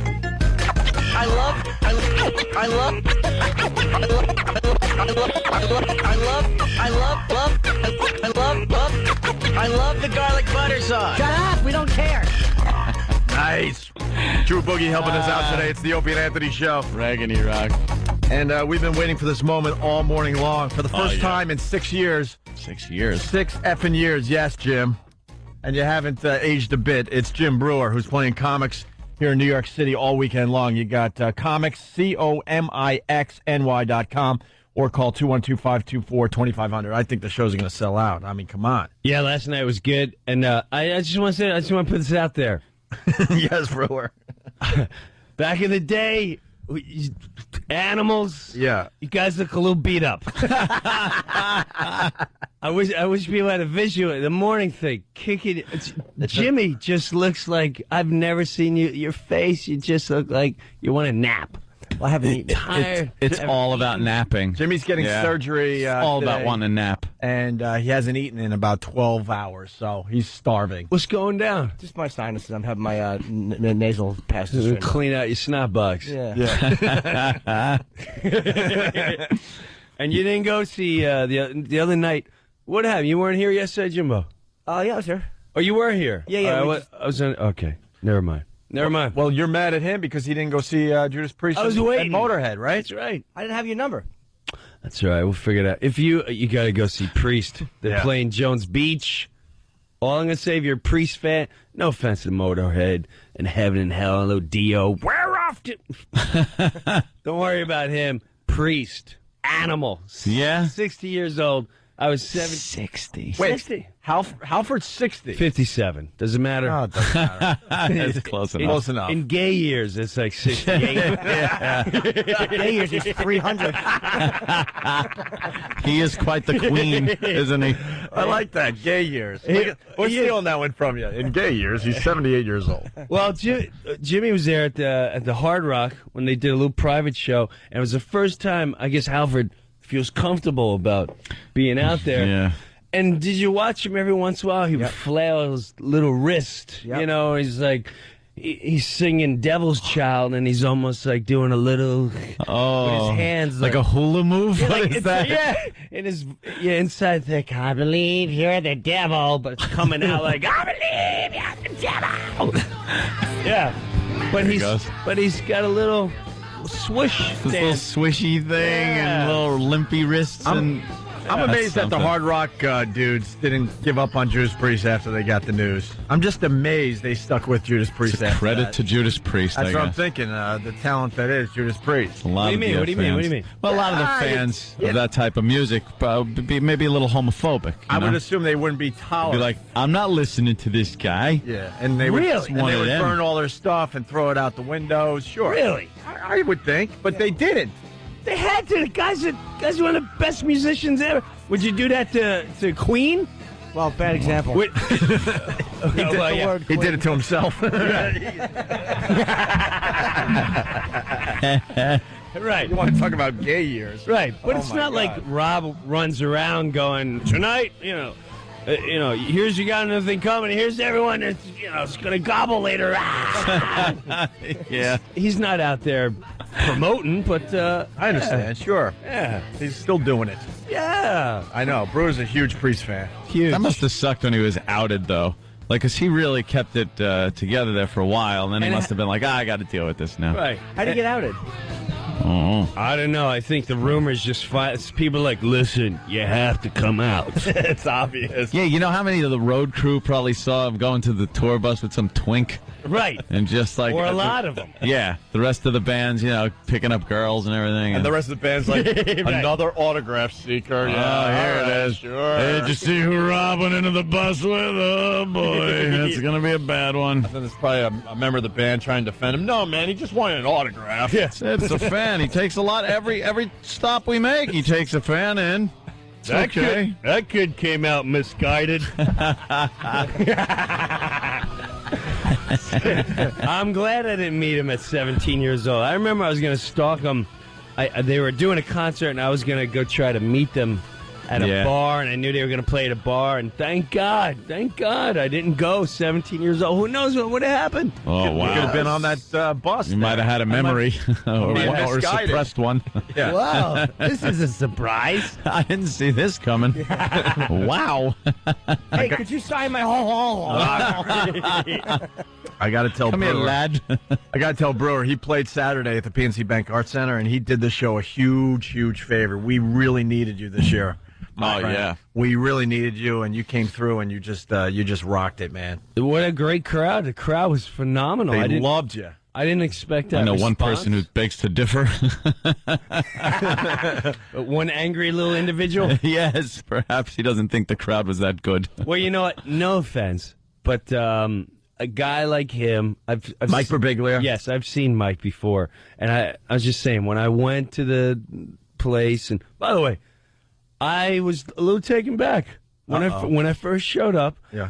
I went, my God, I feel like I'm at a 82 Metallica concert. Yeah. Because I strolled in around 6 and people, there were packs of people in a parking lot.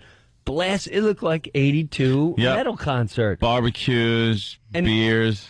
And it wasn't just kids. This was like 60-year-olds and 40-years-olds. Guy working for another week. I'm at the virus. Yep. Working the next Wednesday. We're at the virus, Carol. Come on, show the young guy your breast. I haven't felt like this in years. And so that's it. I definitely was worried. Jimmy swaggered in like a rock star. He had his sunglasses on. And I'm going to tear it up again. It's my 9th tour. And then I saw Birbiglia, and I kind of looked at him like, you really don't know what's going to go down tonight, do you? Oh, no. And I looked at him with confusion. I said, hey, Mike, how you doing? I said, yeah, you'll have fun tonight. And I saw where he was playing in the lineup, and I was like, did you guys arrange? Who arranged that? We've been arguing that point for a while. I thought he was a little too late in the show myself, but He should have been like 3rd or 4th. Yeah. Come out with it. Did he do the guitar and all that? No. He just tried to straight stand up. Yeah. He was the limping zebra at the watering hole. He was the one. He was the newborn. This is when the wildebeest try to get across the river. The crocodile moves in. The healthy wildebeest make it across. There he goes into his death roll. As more zebras try to help him, it's just a disastrous ending once again. The circle of life continues here on the Serengeti or Homedale, wherever we are. Yeah. And yet another comic falls into the deep river of the ONA virus. Oh, look, there's Billy Bear swirling around him also. Someone reach your hand out. That happens. Hey, I could have easily been that victim. I'm happy now because I made it to the other side of the bank. You killed. Yeah, I was talking to you before the show, and you're like, you know what? I'm just gonna go out there, say hi, and I'm gonna do 10 minutes. Just gonna kind of feel it out. 40 minutes later, we almost had to go out there and yank you off the stage. We were having so much fun. No, I didn't do 40 Dude, totally minutes. cool. I'm just saying. Did I do 40 minutes though? I don't. Close to it. It was funny though that you were like, you know, I'm just gonna do just a few. Yeah, like I'll get 3 minutes to go out, say hello. Yeah. And, hopefully they'll cheer, and then I'll say, we'll see each other in the future. About 5 minutes into it, you were just loving it, man, and just was This like, is when this they- is a good The feeling. crowd was yours. That was great. When I started doing the Chappelle stuff, That's what, because I said, just want to let you know, I quit smoking pot. I thought they were going to light the place on fire. You bastard! You anarchist! How dare you say such a thing in an evening we look forward to seeing you? And then that's when it kicked in, the Chappelle. All I said was, hey, man. So, well, he does Dave Chappelle. That's pretty funny. Yeah. Okay, we'll stick with you for a while, see where this goes. Yeah. But it turned out great, so thanks for... You really quit smoking pot? Yeah. How long ago? Officially every day, a little less than a year. Wow. Was that hard? You smoked a lot of weed, my friend. I was an everyday guy. I definitely was an everyday guy. And when I would come on here... Yeah. Forget about it. Yeah, no, it's natural. I come in... I'd be in the hallway, come in here, and like, wow! Me, hey, whoopee! Look at me! Yeah. You know what I miss the most about your pot days? Yeah. Were the pot phone calls from you. I would just be living my life, and all of a sudden the phone would ring. I'm like, hello? He's like, dude. Yeah. Who's this? It's Brewer. I'm like, and it would go the same way. Jim, where are you? I'm in the woods. Like, what are you doing in the woods? I'm smoking dope in the woods, and I'm watching my wife do the dishes. Do you remember these phone calls? Wow, I do. I would go in There my was some- woods. I guess Yeah. I've never been to your house, but I guess the woods you could go in so you feel like you're way in nature, but you could still kind of see the house and the kitchen window. And like, she's doing the dishes. Yeah. And I'm so high. I'm about to go on a trampoline in the dark. You want to listen? Ka-chunk, ka-chunk, that's me. We would talk about aliens and ghosts and all sorts of crap, man. Wow. You got it going when you were smoking the weed. I had so many. It just became where I was definitely addicted. Anyone says that pot's not addicting, it always cracks you up. People say pot's not addicting. Physically, yeah, I'm going to say maybe it's not addicting, but mentally, it's so addicting. And I love when people go, pot's not addicting because, okay, scientists prove that it's a known fact. If you're already doing that, Yeah. you're addicted. Just come show up with facts and why you Yeah, can do you it. got to justify it Hey, with these just- scientific facts. Yeah, so I just found myself constantly looking for when I can do it. I'm like, okay, so the wife works out between 11 and 12, and then the kids in school from to perfect, noon to 3, whacked, out of here. So that was pretty much your day was how you were going to plan I was gonna plan smoking smoking weed. pot. And then, and I'm not gonna, I had You had a moment? Oh, I had no. I never Okay. really had a moment. Well, I did have a moment with my kid. Couple of years, probably about 2.5, 3 years ago, I'd play really hard with my kids. I mean, we'd tear it up. Batman, running up and down, get dressed up. We have a ball. And then my oldest one said, Dad, why are your eyes so red? Oh. Yeah, they're itchy. They're itchy. I got allergies. Right, but I knew, a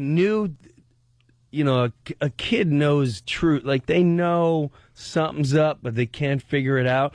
And she was really looking at me. And when I was like, no, my eyes are itchy. But when she was staring at me, I knew that she knew that I was lying. Wow. She just knew, like, well, I'm going to figure this out in about 10 years. And we'll see how the rebellion goes, Dad. And go, Daddy was a liar. Yeah, He Dad lied used to get me. Stoned and play with me. That's why he was so much fun. But it was definitely. Hey, I had a good time. Was that the reason you quit, though? When the kids started to kind of notice? I just really, I just realized I really couldn't. I would go, okay, I'm fine, and then I would go 2 weeks. I'd go away for like 2 weeks with like sober friends. I don't do nothing, and I'm like, okay, all right, and then in 2 weeks would be okay. I would Jones a little bit. I'm like, well, in 2 weeks. And then in 2 weeks would turn into a month. Like, yeah, no, okay. And then the only times where I think about it, it's like a concert. Like the first time at a concert, oh my God. I need to be stoned. Right before a priest comes out, I go in the toilet, hit my little one hit, and I'll go out, and I'll be one with the priest. And then I just started everything started getting a lot more clearer. And honestly, it was a stand-up thing where a lot of comics will smoke pot because they think they're so much more creative, which I think maybe you are sometimes, but also you'll get funnier. And yeah, you're funnier for like 20 minutes. And then you wake up the next day and you don't write, and you just get fat, and next thing you know, you're just watching porn. Here I am again. Here I am again. And I found, I'd go on the road. Jimmy would tell you the road it's not what it's cut out to be, and it would always turn into, it was breakfast, smoke some pot, and I'll write. And it was like, smoke some pot, walk around, figure out there's aliens, the conspiracies of the world against us, and then, play at my yo-yo. Well, now I'm into stand-up again. I wasn't into stand-up for a long time. I got sick of it. That's why I got the band. Let's get a band. You guys play, and I'll do a joke, and then I'll sing or something. I kind of like that stage, though. I did too. I like that stage. I did too. But I got bored, and then it was the stand-up thing. It was I started going, you know what? I need to start going out there, get back in the ring, and start flexing and beat the snot out of some people in the arena.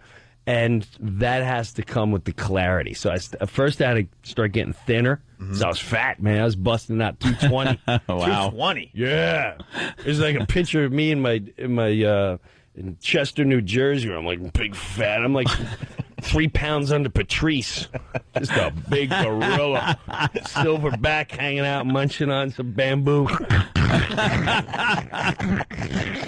Well, I got to get in shape. And then I got in shape and I started clearing out. And I do think I should write some pot stories, though, because I do have some. I remember one time Wanda Sykes is up in Toronto, and I would hang out. Wanda's one of the funniest people I would ever hang out with. Did you hang out with her much? Yeah, I think so. Just hanging out. We would goof around here. So I'm playing up with Toronto. I have a baby, and my wife's up there. And the whole time, like, how am I going to get pot? How am I going to get Canada? I don't want to stick it on. I'm going to get pot. So I'm finally up there, and Wanda's like, hey, I'm going to be up there. You give me a call. I give her the number where I'm at, and I'm like, Dee leaves on Saturday, and we're going to go to a game. Me and Juan are going to go to a game. She's like, Chris Rock sent me out with tickets, and we're going to see a basketball game. So great, we'll hook up. Now, I haven't heard from her since I've been up there. So now I'm with the baby and my wife, and I score about the day before my wife and baby are leaving. So I was like, hey, man, I got that thing you want. Nice. Real nice. So I take it, and he's like, meet me in the lobby. So as I'm going to the airport, I take it, and I put it in my pants, and I show it down my thing, and I'm driving to the airport. Now, soon as I get into the airport area, there's the first thing I see is a guy with a big dog. Oh, right, and the dog's walking. I'm like, hun, I gotta go to the toilet. Right back. I make a beeline for the toilet. I'm not gonna throw it out. I just got this. So I said, all right, I come back. Karen, we needed that. Karen, what do you mean you threw it out, Karen? What are we gonna do? I'm sorry. I'm sorry. It's all we had, Karen. They weren't gonna find it. Oh, Karen, I needed that money. Are you kidding me? I'm sorry. I love that. Best sorry ever. Damn. So now I come back out, and the best thing that happened was my wife checks in, and you can't walk into the gated area. You just if you're in Toronto, as soon as you check in, you're done. You gotta go. Yeah. There's nowhere to hang out. So I'm like, oh, bummer. Okay, goodbye, hon. Beeline to my room. Now the windows don't open. So, all right. And I got 2 connecting rooms. So I tear it up. I overdid it because I haven't had it in like a week. And I literally, now when I do that, I like playing music. So, now I'm Metallica, New Bon Jovi, and I'm singing to myself for an hour. And then I realize, wow, it's really smoky in here. And I start hearing, keys jingle every couple seconds outside my door. And I'm starting to hear, bing, like a little bell going, bing. So I'm like, oh, my God. These guys, they're checking up on me. And then I realized the smoke was all in the room. So I start flipping out. And I swear to God, I looked through the peephole. And I swear that there's someone on the other side, and they know I'm looking through the peephole. and I keep, now we're playing a cat and mouse game. So I'm going to try to trick them. And I quickly look through the peephole to try to catch him. And then I swear he keeps ducking. Because every time I'd walk away from the peephole, I'd hear the keys going again. And then I'd hear a door. And then I'd hear a little walkie-talkie. And then I kept hearing the ding every 2 seconds. Ding. Oh, boy, this is... So I start flipping. I do the towels, wet the towels, put them under the doors. I start flapping the towels and flipping out. I get dressed because I was in my underwear, and I was getting... When I would get high, and I would put myself... I would change. I would put it into my concert clothes. A lunatic. I love it. 33 years old, but I gotta put on my metal shirt, my pants, just the way I do my concert. And all of a sudden, in the midst of this, I keep hearing the ding. We keep playing the cat and mouse. He's not there. I look to the people. He's not. The phone starts ringing. Now, I know my wife's gone, and nobody knows I'm staying here. So in my head, I started going, oh, my God, the phone's ringing. They know. They know. Now, I'm in another country. So, all this goes through my head within seconds. In my head, I go, if I pick up the phone, they're going to go, Mr. Brewer, we know you're high. You've smoked up the entire 14th floor. That's illegal here. People complaining. You need to come outside and speak to the authorities, and security's outside your door, as you know, which you keep playing the peephole game. And by the fourth ring, then I went, no, I'm not going to answer it. Someone will leave a message, and that's it. And I started panicking, going, if I don't leave a message, then they might think I OD'd or something's going on, and this gives them the reason to barge into the room, and then when they're in the room, I'm going to be stoned, I'm in another country, I'm going to be arrested, and this is a nightmare. So at the last second, it's on the fifth ring, and all this is going in my head. I went, you know what? I'm just going to give myself up. I'll spend a night in jail. I said, I'm going to give myself up, Aunt. And I went, I'm just going to say, yes, it's me. And I pick up the phone. I went, I'll be down in a second. I'm really sorry. And it was Wanda. She goes, what's up, crackhead? What, you high right now? I'm bugging out? And I went, you don't even know. You just brought me down for a landing. Thank you. I mean, there was so many episodes where I really... You know, in that story, you failed to mention how you got the pot past the dog guy. You went into the bathroom. I went in the toilet, and I waited till the dog guy left, where he started going down the other way. Okay, that's all. All right. I wasn't sure if you, No, I saw him, and I made a beeline for the opposite you were just direction. waiting for him to leave the area. And then you felt So like you'd you were obviously safe. get pretty paranoid when you'd smoke. Yeah, oh, boy. And I couldn't go in public. Wow. Go in public. It was over. That's rough. Just over. We have to take a break. Our old pal Jim Brewer in studio playing comics this weekend. COMIXNY.com if you want to get info, or give them a call. These shows are going to be sold out. I mean, they've been packing. They I didn't have to expect be last sold night out to be that way. Well, now it's going to be over, Johnny. So call them immediately. 212-524-2500 for Jim Brewer tickets. Hot room. Yeah, it's a cool little joint, right? I didn't know it was that cool. It's very cool. Yeah, they got a nice presentation over there. And he pushed me out of the car. Stay right here. I hate her. Stay right here. And it pushed her out, too, with that voice. More with Jim Brewer. But first, Drew Boogie as we go to break. Opie and Anthony. Why did you do that? I told you they were gonna find it! Why did you do that? Why did you do that?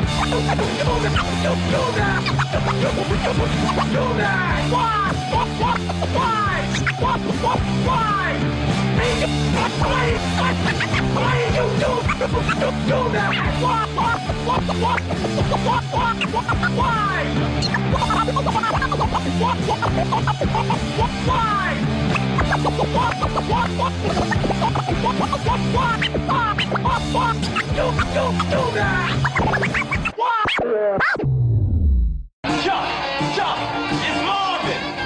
Your cousin, Marvin Berry. You know that new sound you're looking for? Well, listen to this. All right, stop, man. Stop, man.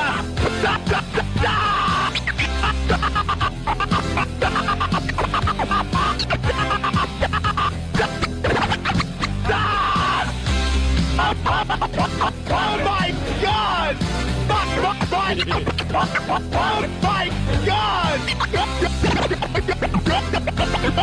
my God! Wow, nice. That was when Opie was losing his mind because we were talking about nothing but Back to the Future. Opie and Anthony on your radio dial. Look at Brewers got me standing. You got to stand. Come on. We can final hour. We can do this. When we did afternoons, I stood all the time, but this morning radio, it's like, ugh. I see the morning. You're just talking about it. I know totally different animal in the afternoons. The morning is no joke. Oh, my God. We would go back to afternoons in a second. Oh, my God. Hey, we got to get Bob Saget on the phone here. Bob Saget, Jim Norton, right after the virus show, flew out to L.A. to do the Bob Saget roast. So did Greg Giraldo and a bunch of other people. And you were saying that Cloris Leachman. She was hilarious. She was the one to watch, right? Yeah. Bob, and quite the looker. Bob Saget is on our phone. We missed you this year at the virus show, Bob. You say again, man? We missed you at the show this year. I know. I feel bad about that. Yeah, How was it? Was it good? Did somebody do my stuff? Did some guy just come out and do it all? Well, one guy should have. He didn't do too well. But yeah, we had one casualty. Everybody did very well, and then we had one casualty of the crowd. Maybe we should get that word out to the comedians and the community. Look, we only had one casualty this year. Don't be scared of us and our crowd. Statistically, I mean, it's safe. See, if Bob safer Saget, than flying. This is what I'm trying to tell the people out there. Bob Saget in L.A. goes, yeah, I heard about it. But they all keep in touch in the comedy world. Yeah, I heard you had one casualty. It would happen in Baviglia. Yeah, he bought it. There's no one that I kind of keep. Someone goes and passes when I work now, so. So someone told you that there was a casualty on the show. Yeah. It's like the bombers in World War II. 6 planes go out. You know one might not come back. You know, you count them when they come back and go, one of them went down. But it happens. If you make it through, you got a story to tell, and you're a hero. So, certainly. At the roast, everybody kind of survived. Cloris's vagina didn't survive. Yeah, I gave her a beat. Jim had a lot to do with that. Hey, Bob, we're sort of confused because word's getting out that you weren't happy that the Olsen twins got attacked during the roast. Is that coming from you? Is that coming from other people? Are you half joking? Where are we at with that? That's from my interpreter from Spain. I was actually, I had a little bit of tequila. That's what they were giving, right, Jim? And then I go backstage, and the guy, a very nice gentleman from the Post, comes over and says, well, what do you think? You think they hit him too hard? And you guys know when you do press right away. Then I went, yeah, I guess a couple of them took some hard shots at them, but, I love them, and I love the comedians, and then it says I'm angry and all that crap. So that was about it. It was that simple a thing. Oh, so it's not that big of a deal is what you're saying? No, it was 3 hours of 4 kinds of jokes, which was, look how fat that guy is, look how ugly that person is, what an idiot Saget is. That was mostly my stuff, and then the girls, they did their it was an attack. It was a land attack, but it was must have gotten nasty with them though. I mean, come on, crazy fun night though. Wouldn't you say, Jim? It was a good fun experience. It was great, dude. And it was funny with Brewers here. We were talking about getting high, and I flew in that day, and I was so tired. I literally, I've never felt like I couldn't collect my bearings when I performed before. But I was like, I feel like I'm high. Like before I went out, I literally was afraid to not read something off the paper. I wouldn't be able to remember it. I've never been that tired before performing. And I'm like, that's what it's like to be on stage high. I don't know how guys do it. But no, it was still great, and the crowd was great.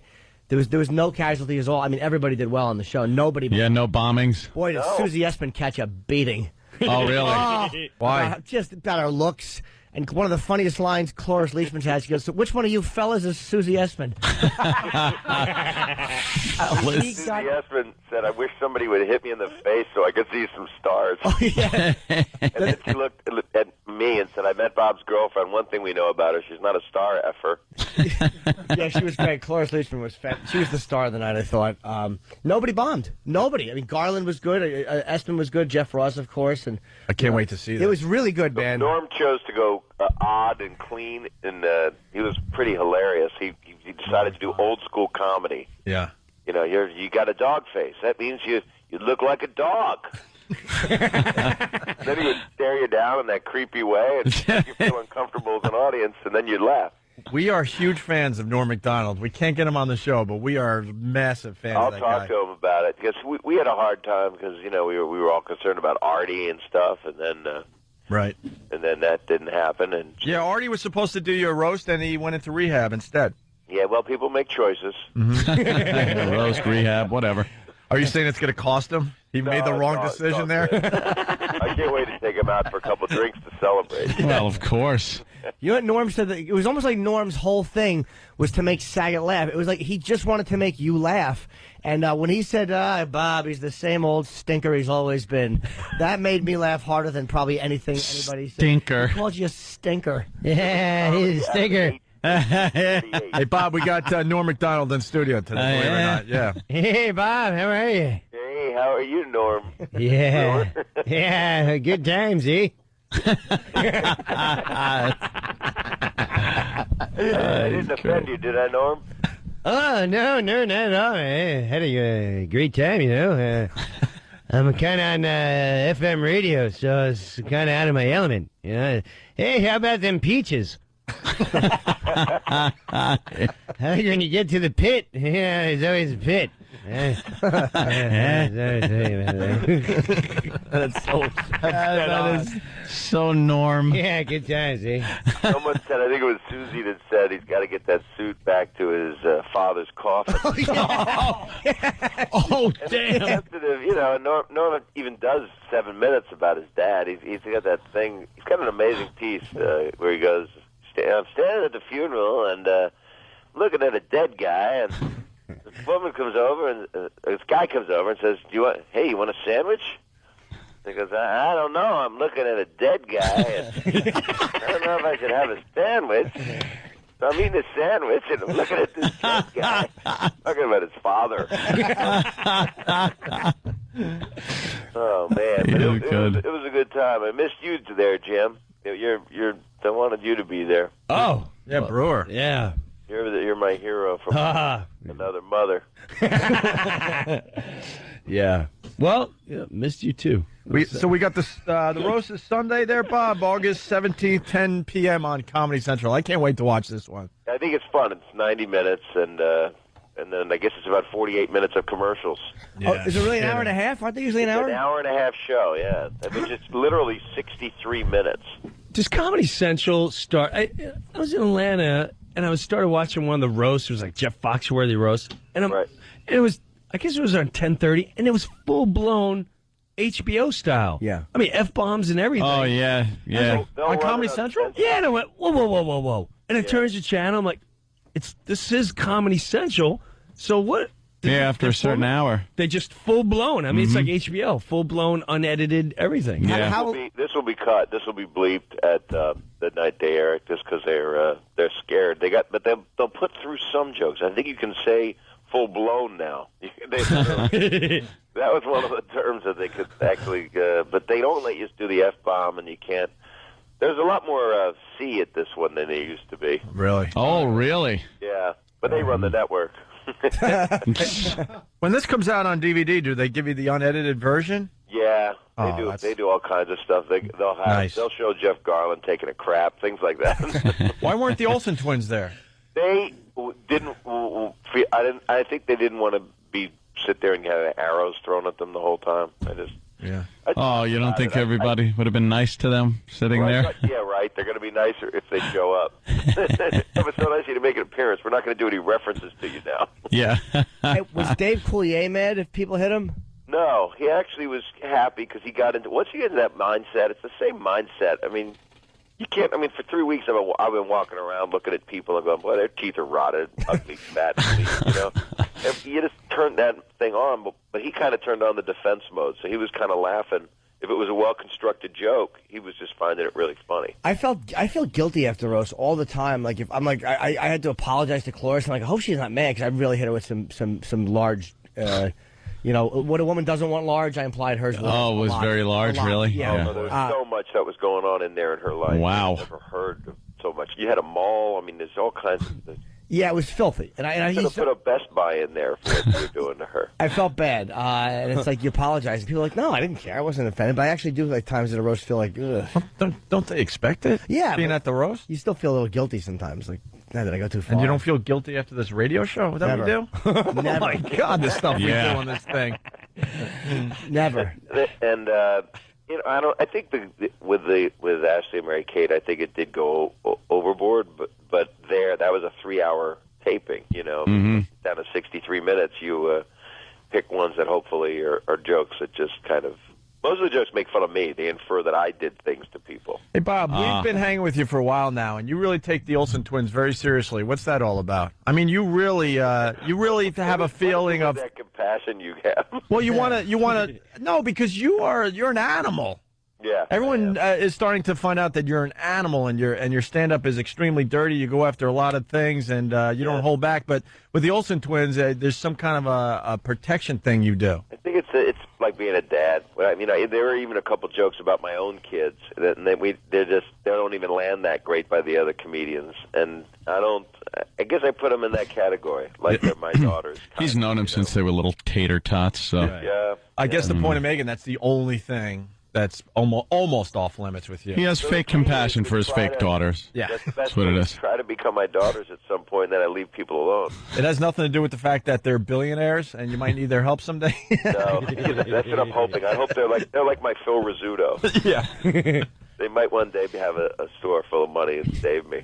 Bob's got to be worth, I'm going to guess $50 million. I could be wrong, but I'm going to say way more. Oh, way more? Okay. Yeah, Who, Bob's. me or them? You. I've got a new show I can promote. What's that? It's actually one you might like because it was stupid that 1 versus 100 didn't continue because Opie, you were like beyond kind to that show. Wait, that's finally over? Yeah, they killed it without telling anybody because they were ashamed they killed it. You know what? This 1 versus 100, they never gave it whatever. See, I'm obsessed with the show. They just gave you a horrible time slot. You were more loyal to it than the producers.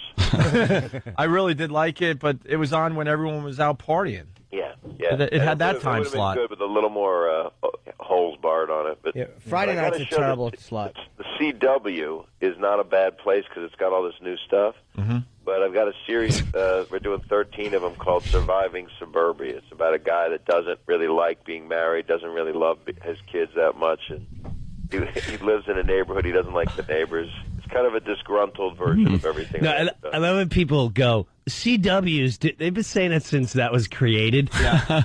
It really just comes down, hey, they pay network money, too. They'll pay hundreds of $1,000s per episode. Hey, I know it's mostly black. Back then it was like, hey, I know the Wayans owe it, but hey, I'm the only white guy. It's really on the way up. It was the WB at the time. They wanted us to do Full House on it. And we were like, no, because it's not a real network. And then WB went away, and now it's the CW. It sounds like it's got dirty letters to something, doesn't it? CW. CW. Hey, Bob, when are we going to go out again and have some of that human skin that you turned me on to? Well, when are you? I'm coming into town. You're on vacation next week, right? Yeah. Are you out of town, or are you? I might be hanging around. I might be doing a local vacation. A for once. staycation, they're calling it now, LP. A staycation. I'd go out with you and eat some skin. Bob, Yeah, you just kind of stay at home. we went staycation. We went to this restaurant last year, and it looked like human skin. It's some kind of like Italian bologna. Yeah. That looks like human skin. It kind of has that texture. It was called Franco's House of Eating My Own Family. It's really good. I'd eat a person with you. Yeah, all right. But A little just for outer cannibalism. casing. So, When do you come to town? What day are you coming in? Like Wednesday, Thursday? I'm coming in Tuesday, and Jimmy, I'm coming to you Wednesday, I think. Why? Oh, what? Where? Brewer? Oh, what? Me? I think you meant me. I'm like, You're not coming this week. I'm off. You're off too? Yeah, I'm off for the next 2 weeks, Slugger. You want Slugger? I'm off all next week, too. That's terrible. Unless Corielli. No, we're definitely off. You're not doing any radio next week. Oh, my God. What am I coming in for? Getting on a plane to eat skin. How's your daughter doing?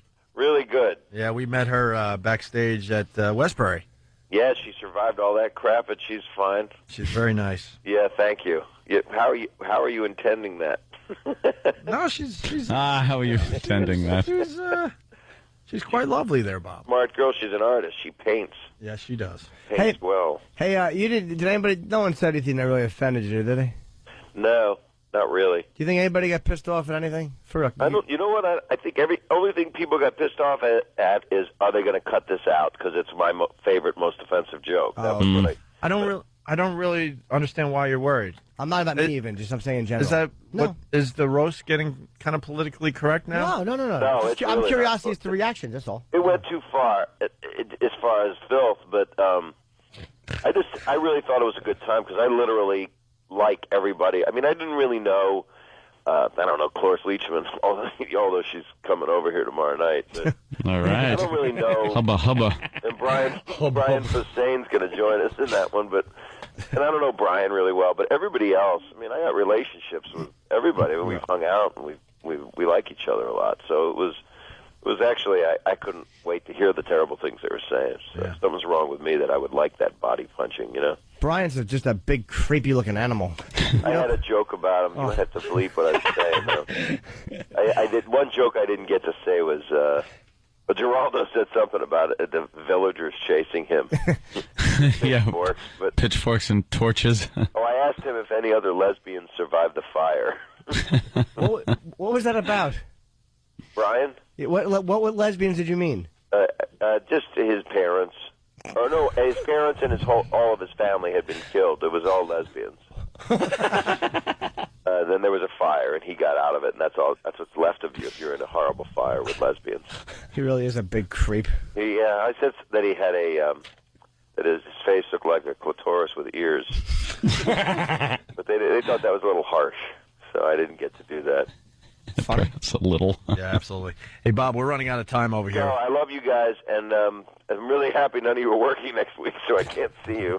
Yeah, that sucks. But I'll give you a call, Opie. All right, we'll see you on TV, though. August 17th, 10 p.m., Comedy Central, the Bob Saget Roast. I'll be in town, Bob, and I'll be lonely. Yeah. And I'll go to the cellar with you then. No, Jimmy's going to be recovering from his surgery. Yeah, you're getting the nose thing. Do they do it from the outside or the inside? They go up and in. It's fine. Boom.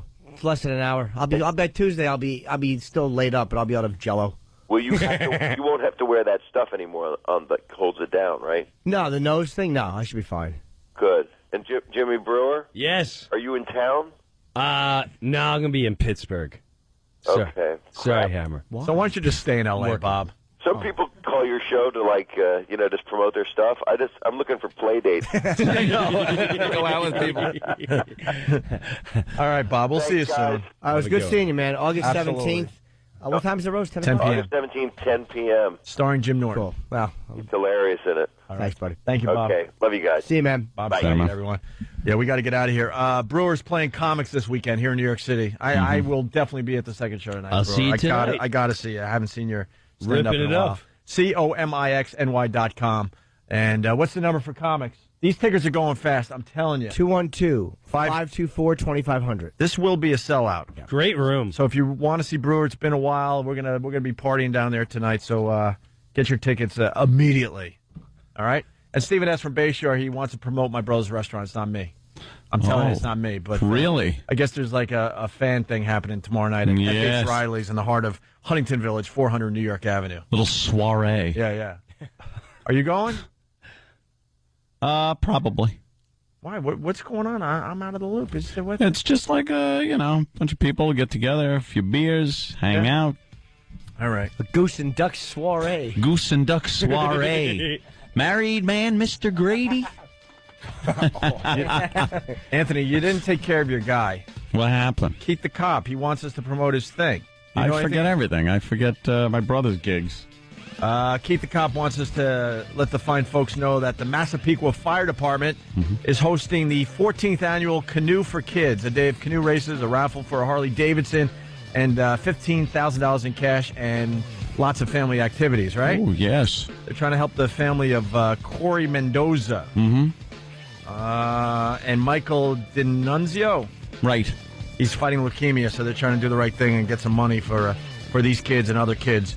For info, go to canoeforkids.com. I think that's the easiest way. Canoe, the number 4kids.com. Very good. Don't spell out 4. Canoe4kids.com. We'll have that plug up on owandayradio.com. Brewer. Hey, thanks for hanging. Holy Good yes. seeing you. What a pleasure, man. It's been way too long. It's good seeing you. And after vacation, I'm doing your show. Sounds good. I'm doing some satellite with Brewer. Bring you up there to Sirius. Yeah, we were there. We were there in the early days. Wow. Oh, yeah, I know that building very well. And then we were shown the door, and I haven't been there in 4 years. Wow. But I'll be back there. We'll be up there. I'm a big happy family now. Absolutely. I want to thank Drew Boogie. He ran over to XM to kind of like set up. So we're going to continue over at XM or Sirius XM, whatever the hell the company's called these days. And we'll see you guys soon. We're taking a little vacay. We'll see you in about a week. Bye. Have a great weekend. Bye.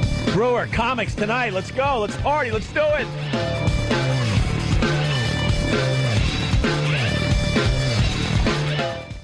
But enough of this palaver.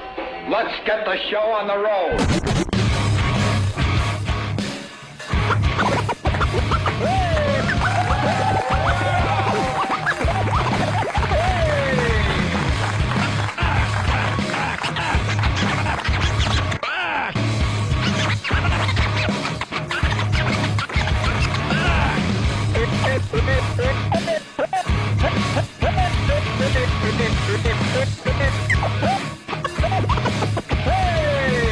Nice.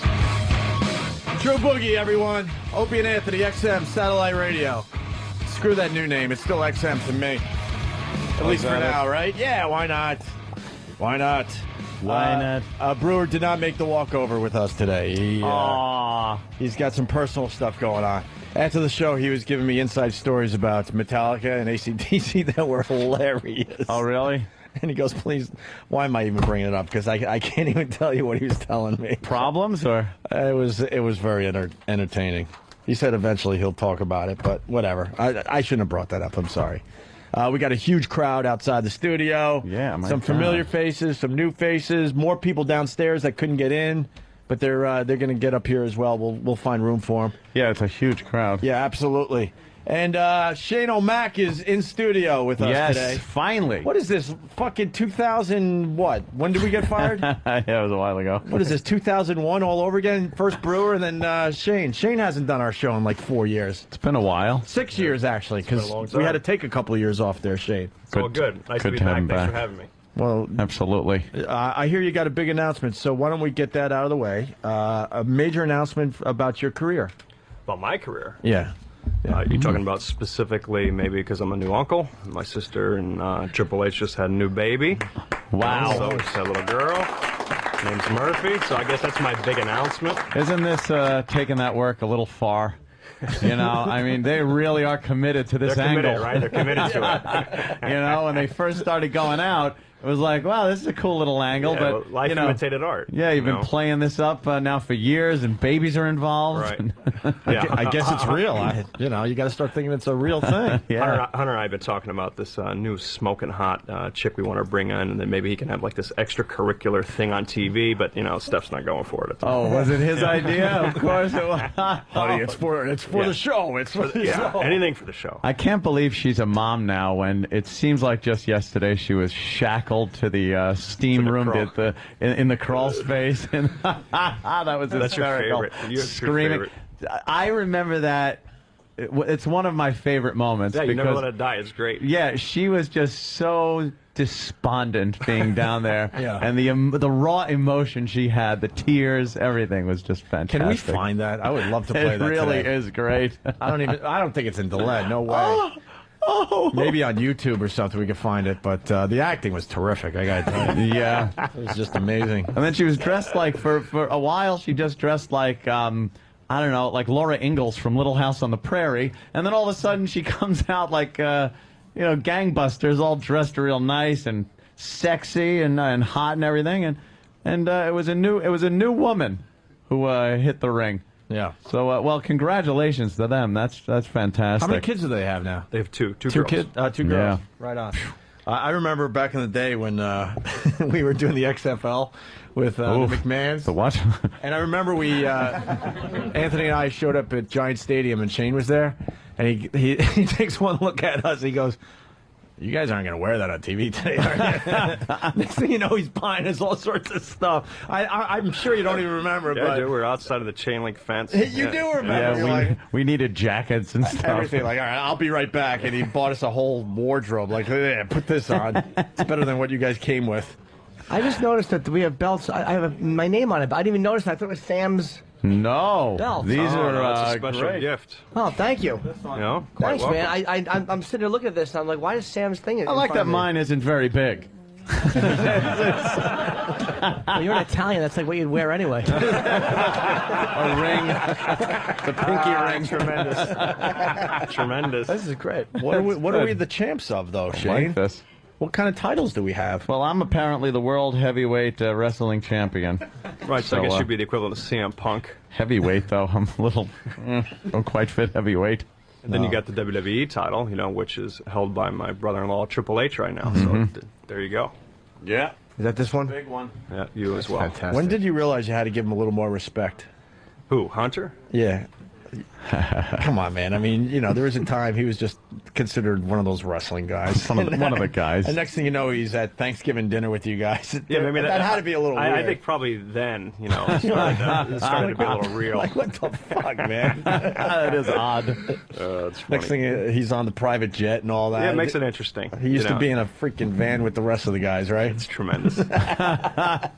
It's great. Yeah, we bust his chops. But he's a good dude, though. Yeah. No, we love him. He does our show all the when time. he comes on here, it's fantastic. We've had nothing but a great time every time He's been like, on. I'm not allowed to spank chicks anymore. Right. Oh yeah, Back thank in the God. day, I remember her name and everything. Peaches went home with a sore hiney, Shane. She actually had burst blood vessels in her butt from his big meat hand. Like Triple H is an angry man. Yeah, what is he doing? It's like, what the fuck, dude? It was supposed to be fun. Yeah. Now she's It bleeding was for from the him. ass. It was for him. He dug it. Yeah, it was. And Vince, oh my God, your dad is he's taken it to the next level again of insanity. With the injuries he sustained now, with this, the sign or the lights, what was it? It was a sign, wasn't it? Well, there's a whole lot of factors. Yeah, a lot of things that fell apparently right on top of him.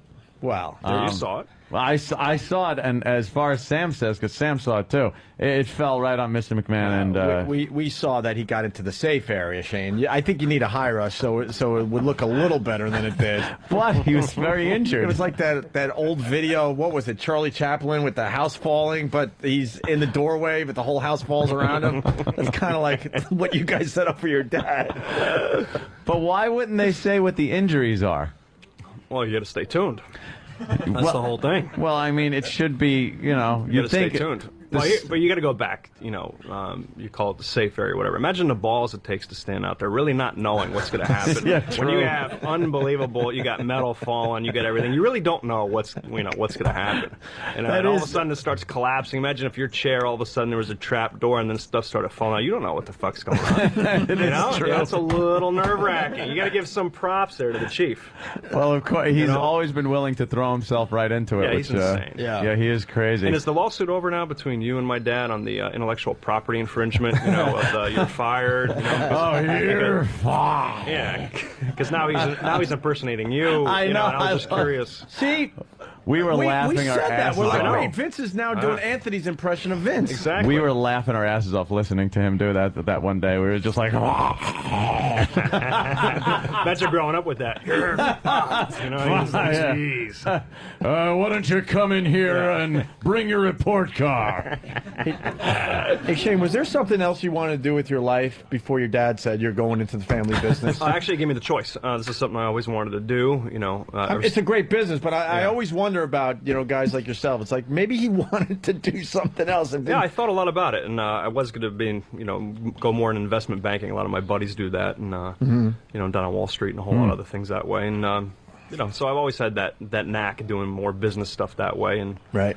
But then, drawn towards this business, I mean, I've had the most unbelievable education because we're so vertically integrated. We're a licensing company, we're a merchandising company, we're a live event company, true. we're pay-per-view, we're television, PR, production.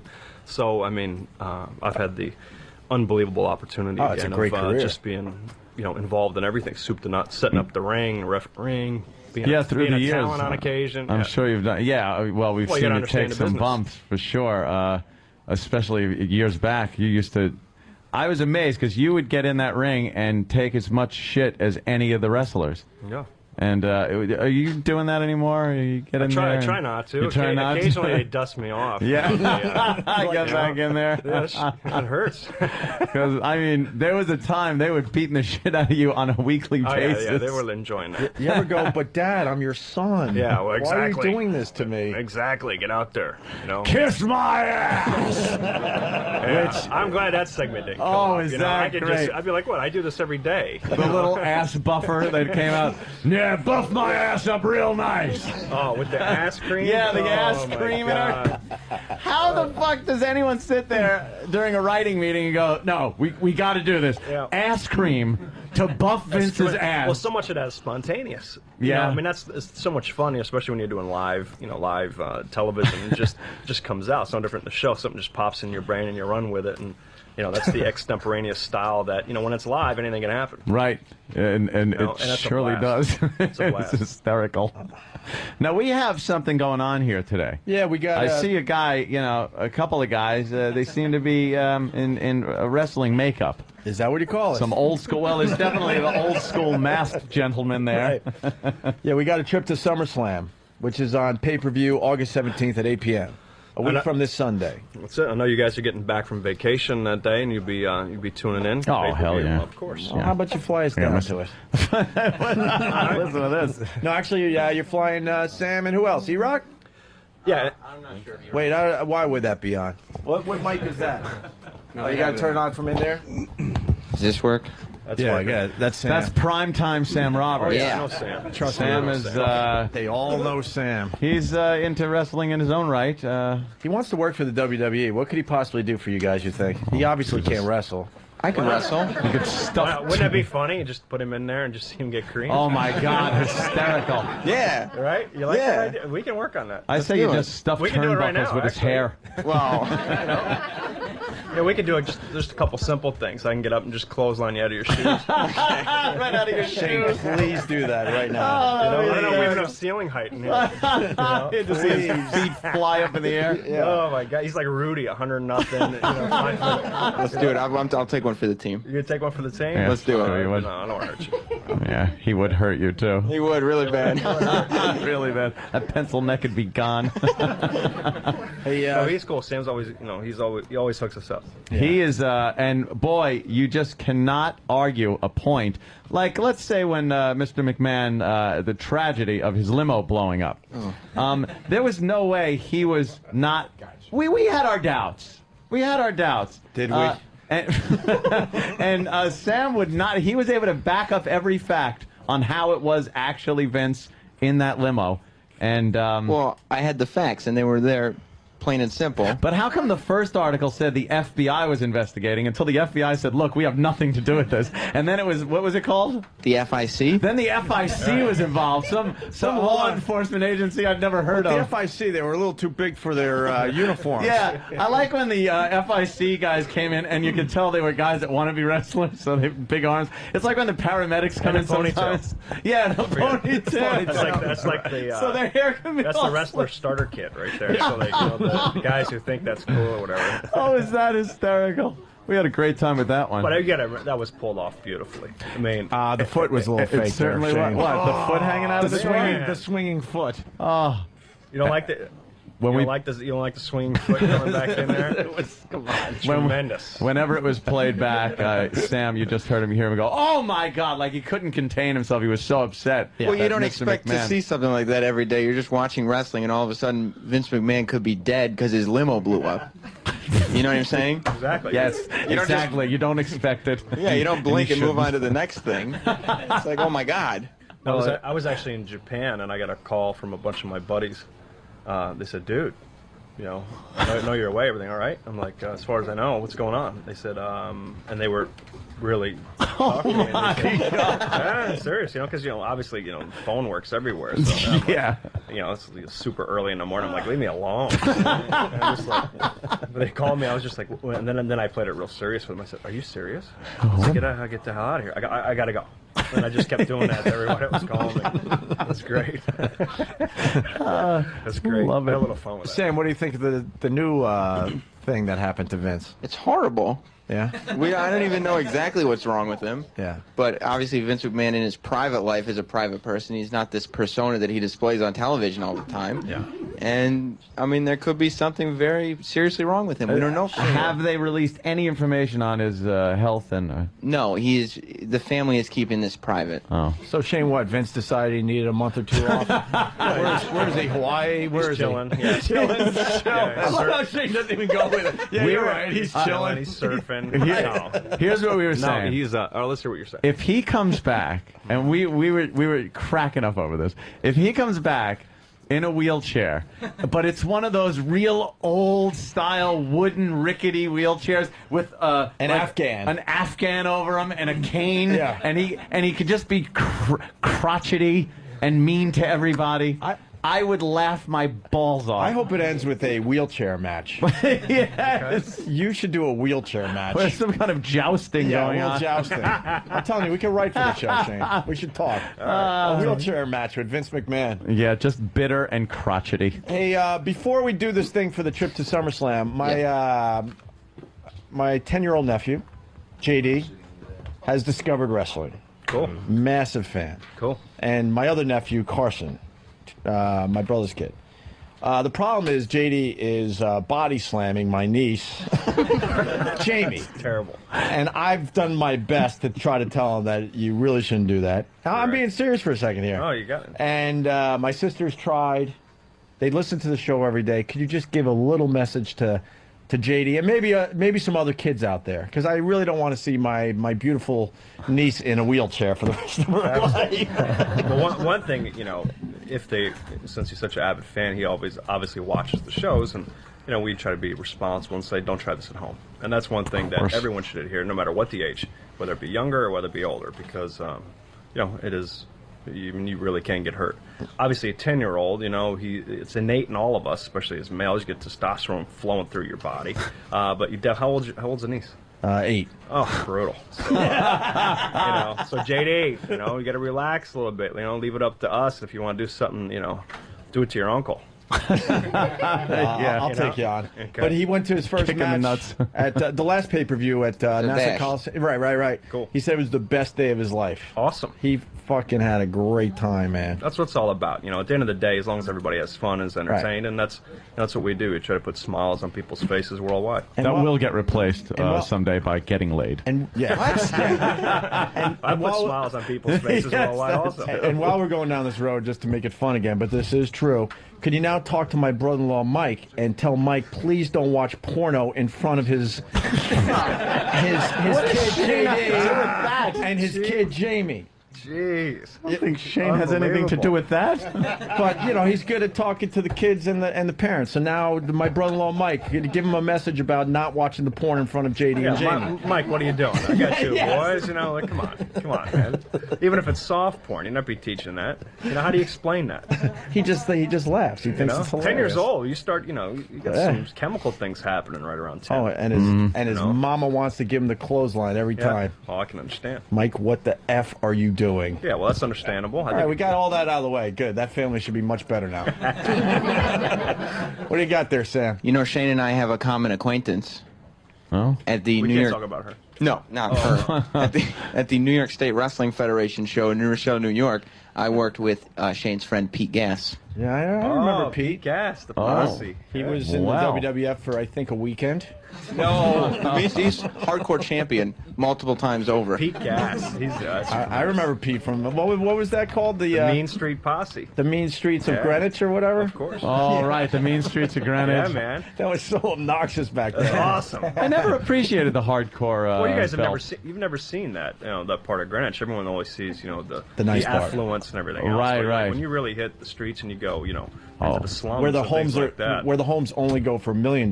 That section. Yeah. Oh, those probably are really horrible, to tell you the truth. I'm sure they are. All right, we're going to give this trip to SummerSlam away. Yeah, let's do it. We got, I think, my last count was 7 aspiring professional wrestlers who all have their own fantastic and unique characters to show us. And what is the criteria here? What are we looking for in these wrestlers? Because they're going to have to do some mic work. Yeah, well, we're going to want some charisma, that certain electric it factor that we need.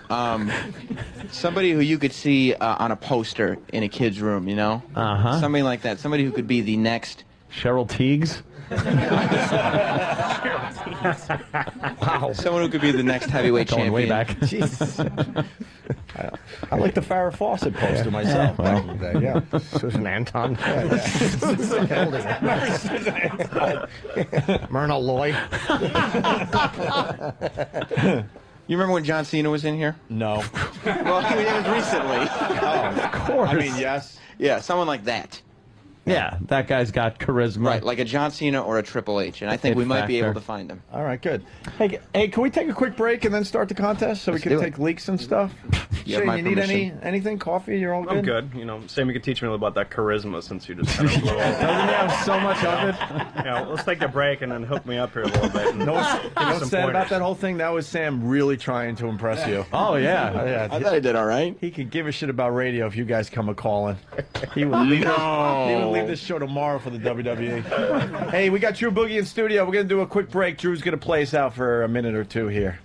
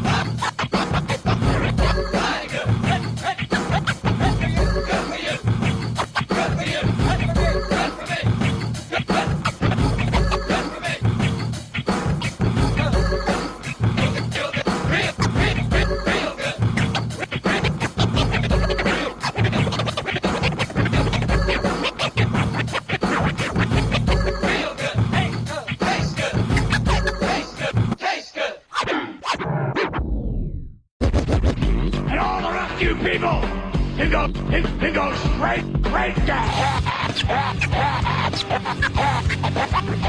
Straight to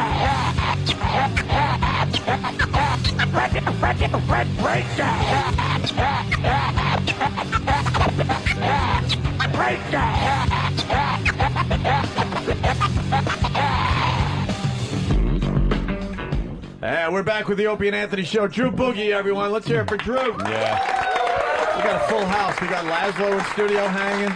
The day before vacation is always a big party there, Shane. And, of course, Shane from the WWE, Shane McMahon, who will be in charge of the WWE down the road. It's obvious. Why does Jimmy's heir to belt the throne? Jimmy's belt Yeah. spins, but Anthony's doesn't. Well, I got a spinner, too. You got a spinner too? Yeah, man. Oh, look at that. I don't know.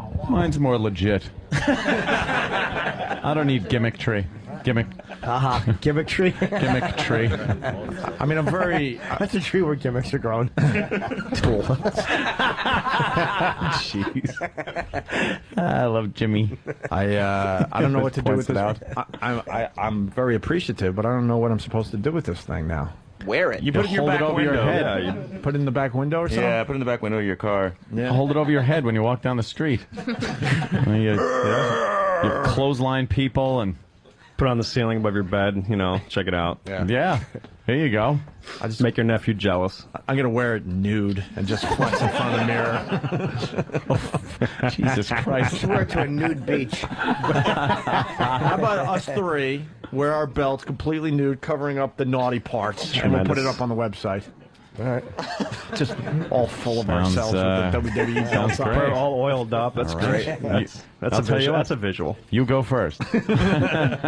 Hey, Sam, so let's get this thing, going. Primetime Sam Roberts. Yes, thank you.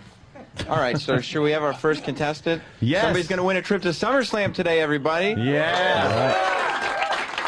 Now they got to look the part. Yeah. They got to sound good. So look good. Charisma. They had to come up with a wrestling name, Yeah. a gimmick, and they're making believe they're wrestling you or E-Rock.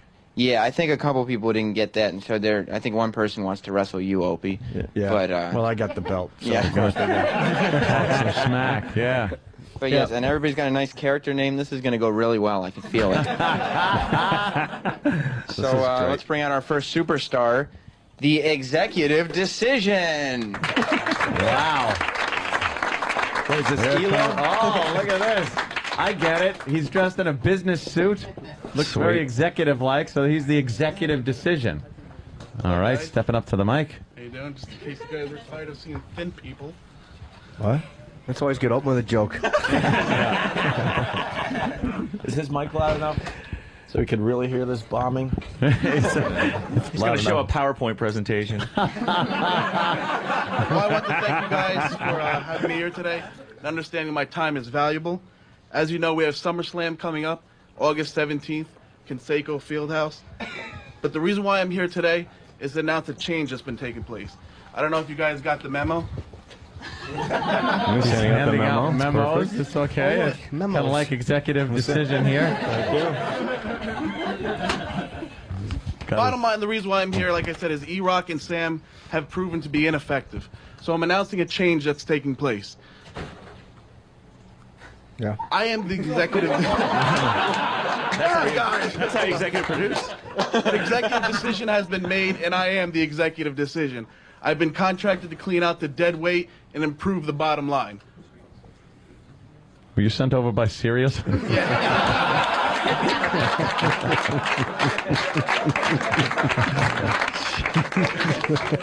How many car crashes went off? Like I said, the memo says there will be some changes One taking more. place.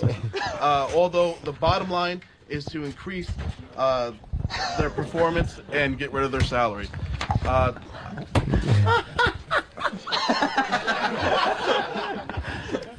I've created a chart. Charts. All right, he's handing out charts He's now. got charts. Oh, this is great. And ladies and gentlemen, just so you know, I'm not completely black-hearted. I brought a little something from E-Rock for E-Rock and Sam. They're pink slips. Oh, wow. That's it. He's handing out the pink slips. Yeah. An executive decision has been made. Yes. Wow. That sounds like office stuff. And I brought enough for everyone as well. Oh, wow. You got a bunch of pink slips. Hey, Shane, what does an F mean as you're judging there? Can I see the pink slips? I kind of like the pink slips. You hand them out? The ideas are interesting. Yeah, you know. The enthusiasm is amazing. Yeah. Gotta take it down a notch. Phenomenal. Jim, you'll see a comment section in case you have any disagreements with the pink slip. All right. Ooh. I like how he had some memos. He had some props, some memos, and charts. He's in the suit. It's definitely a character. I mean, his executive decision. He's got a name. But the problem is, as you sit there and think, imagine how many people are turning off their radios right now. Multiply that by 5,000 because it's television. Yes, true. Okay.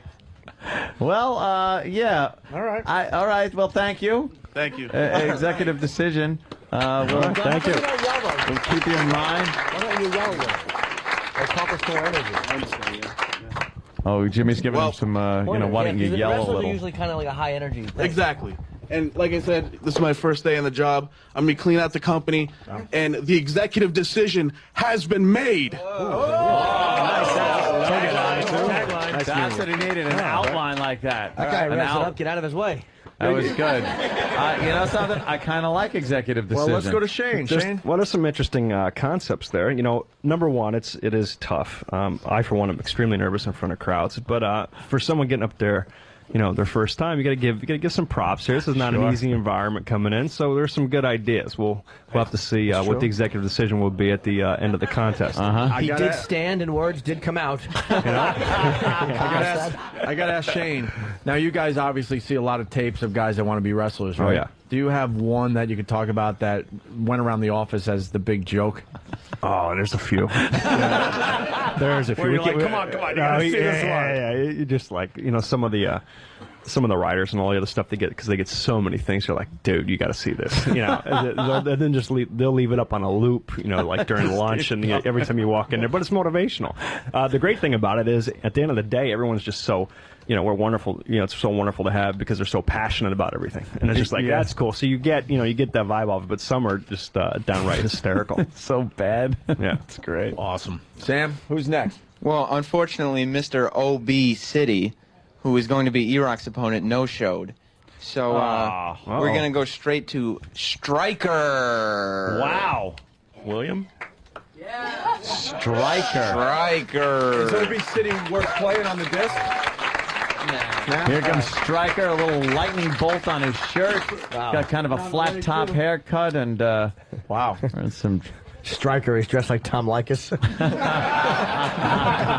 Shazam! Remember him? Yeah, well, that is wearing some sunglasses. Striker.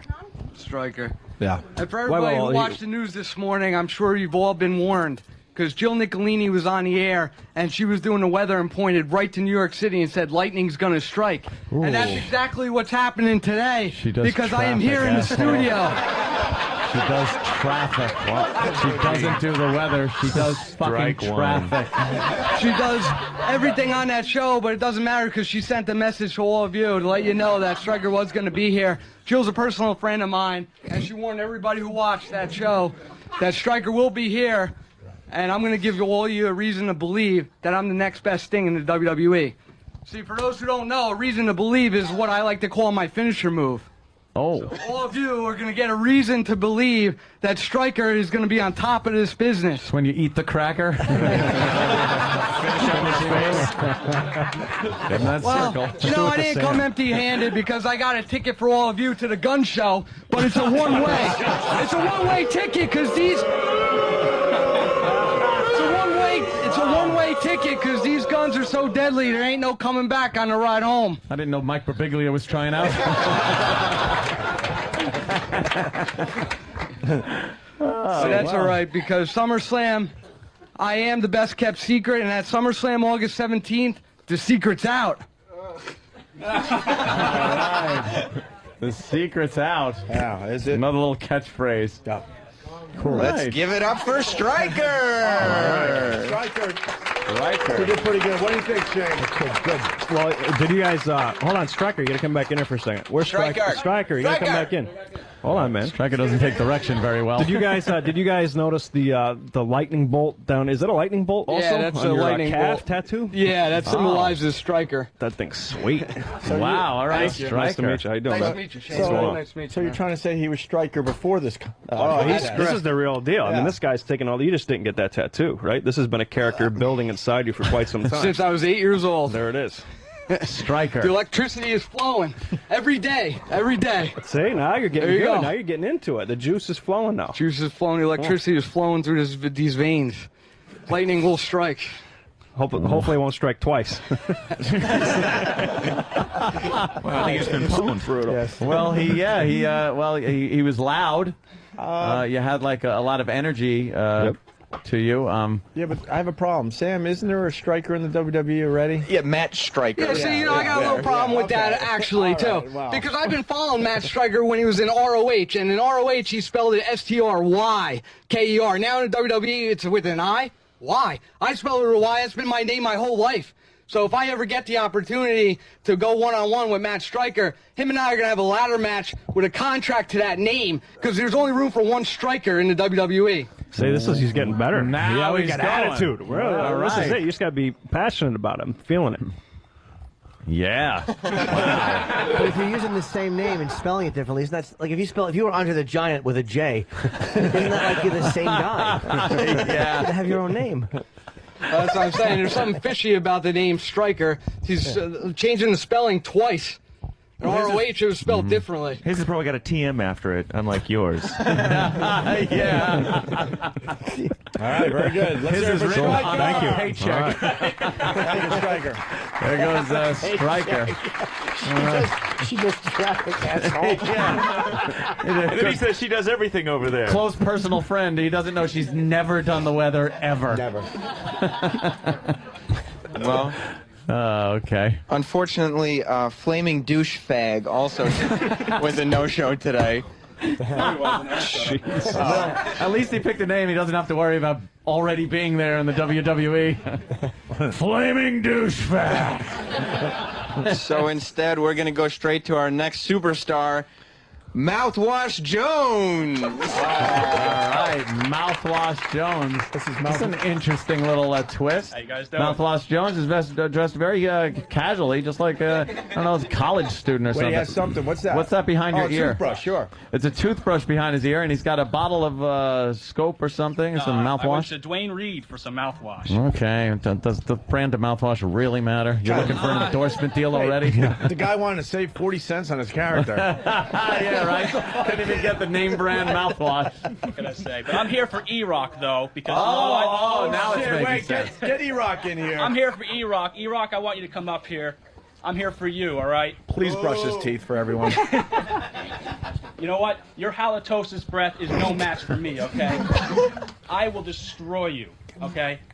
And, I'm sorry. Wait, take two. All right, get your thoughts together. Compose yourself. Okay. Are you trying to say that you're starstruck by E-Rock? No. All right, more good. of a Shane, so. I'm trying to say that he came in with a prop and no other material. Well, let's see. Let's get a do-over. Let's get a do-over. Yeah. You know, compose yourself. Get Let it ready. rip. Get fired up. My name is Mouthwash Jones, and I'm here for E-Rock.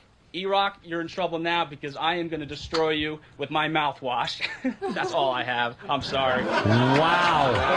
Well, let's see what E-Rock has. E-Rock? I actually just came up here just to trash on E-Rock. That's about it. At least tell him to get on his knees and gargle. E-Rock, what do you got for him?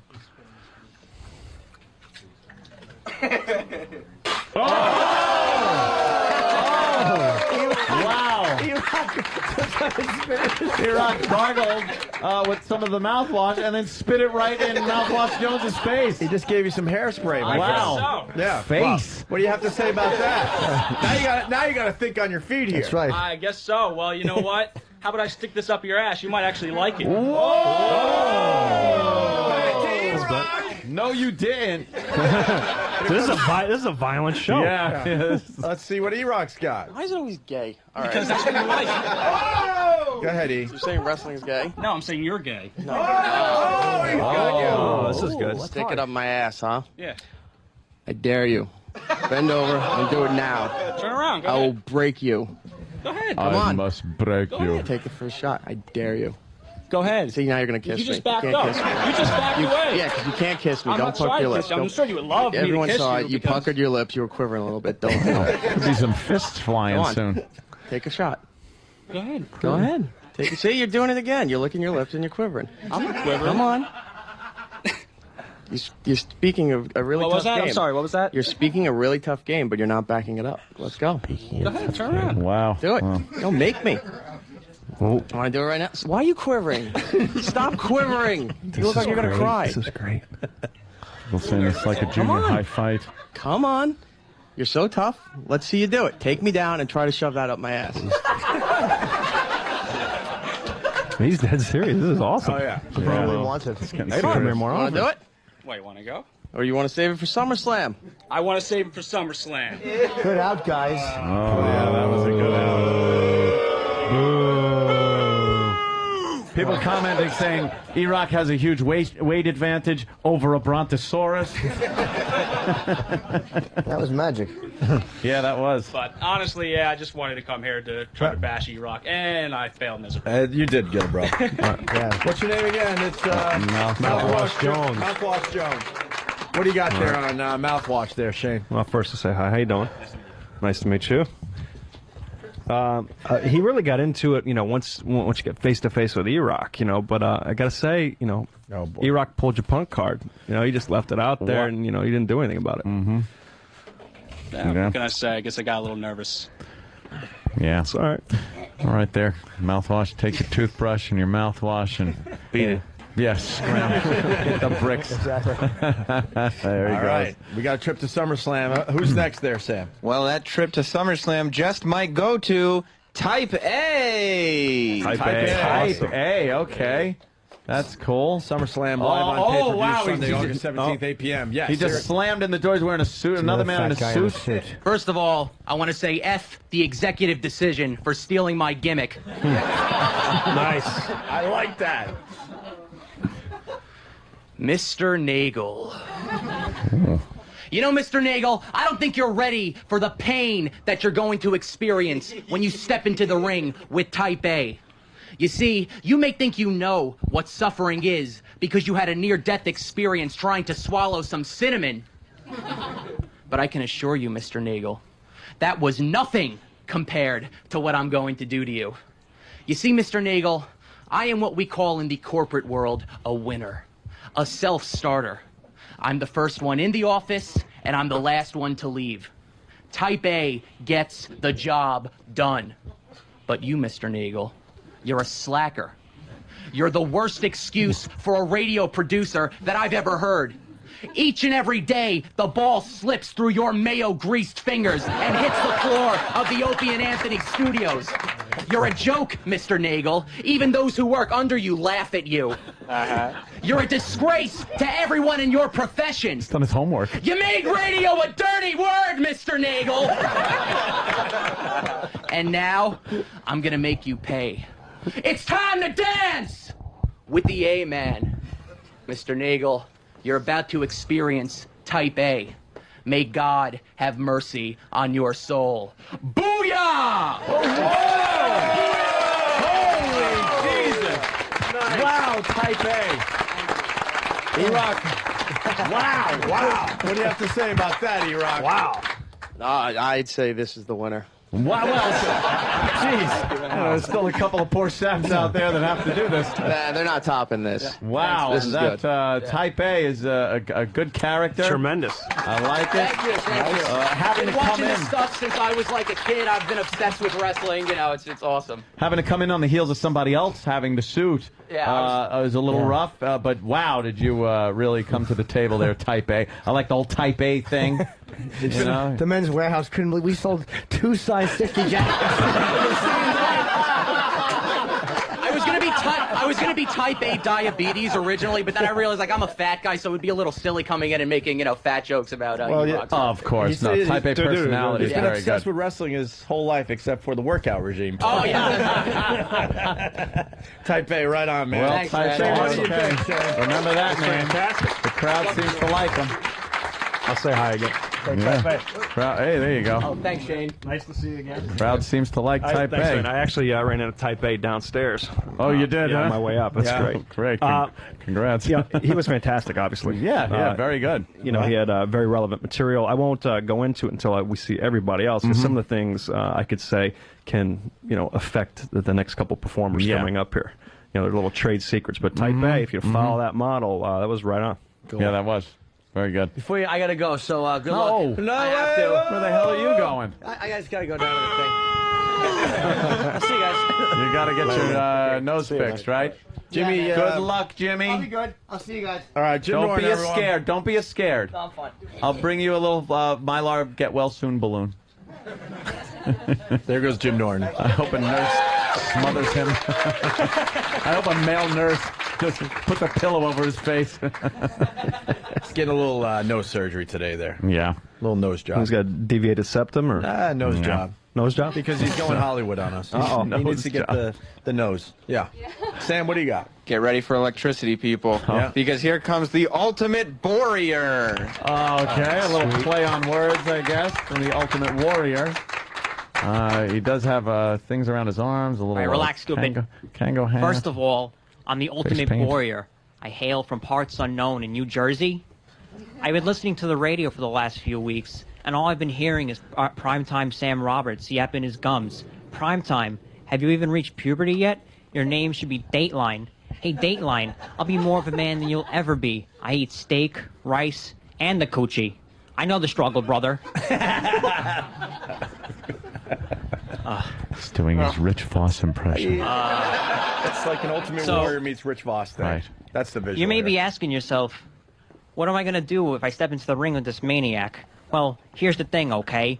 You're going to step onto the ring apron, and then you're going to slip because of the puddle of saliva that I left there. And then I'm going to grab you by your afro and twirl you around and spin you like a dreidel.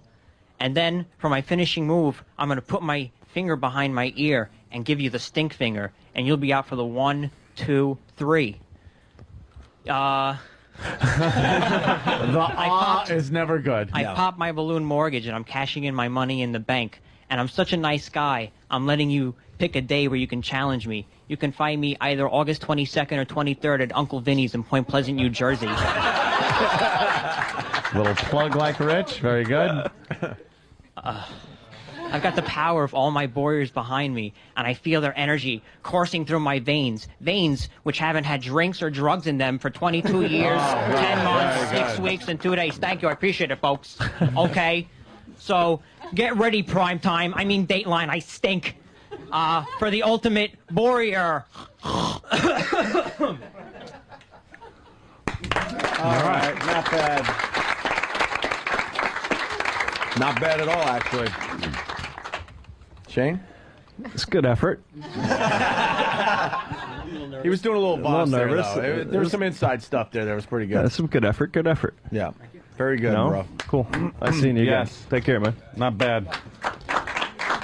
I said hi to him earlier. Yeah. Our next superstar about to enter the ring is Jabby Just Got Up.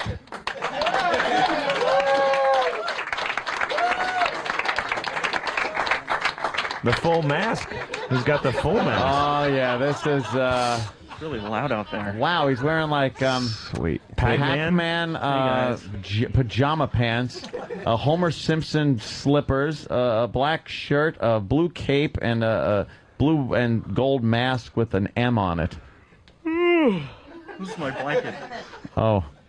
He's Jabby Just Got Up. What time is it? Jabby just got up. Okay. Sweet.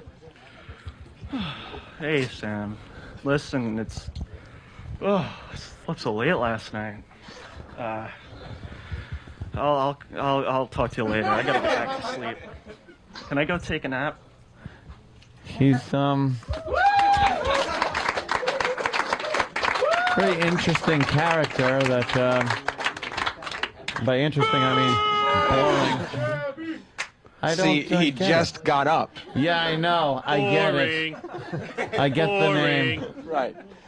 Jabby just got up. Is that it?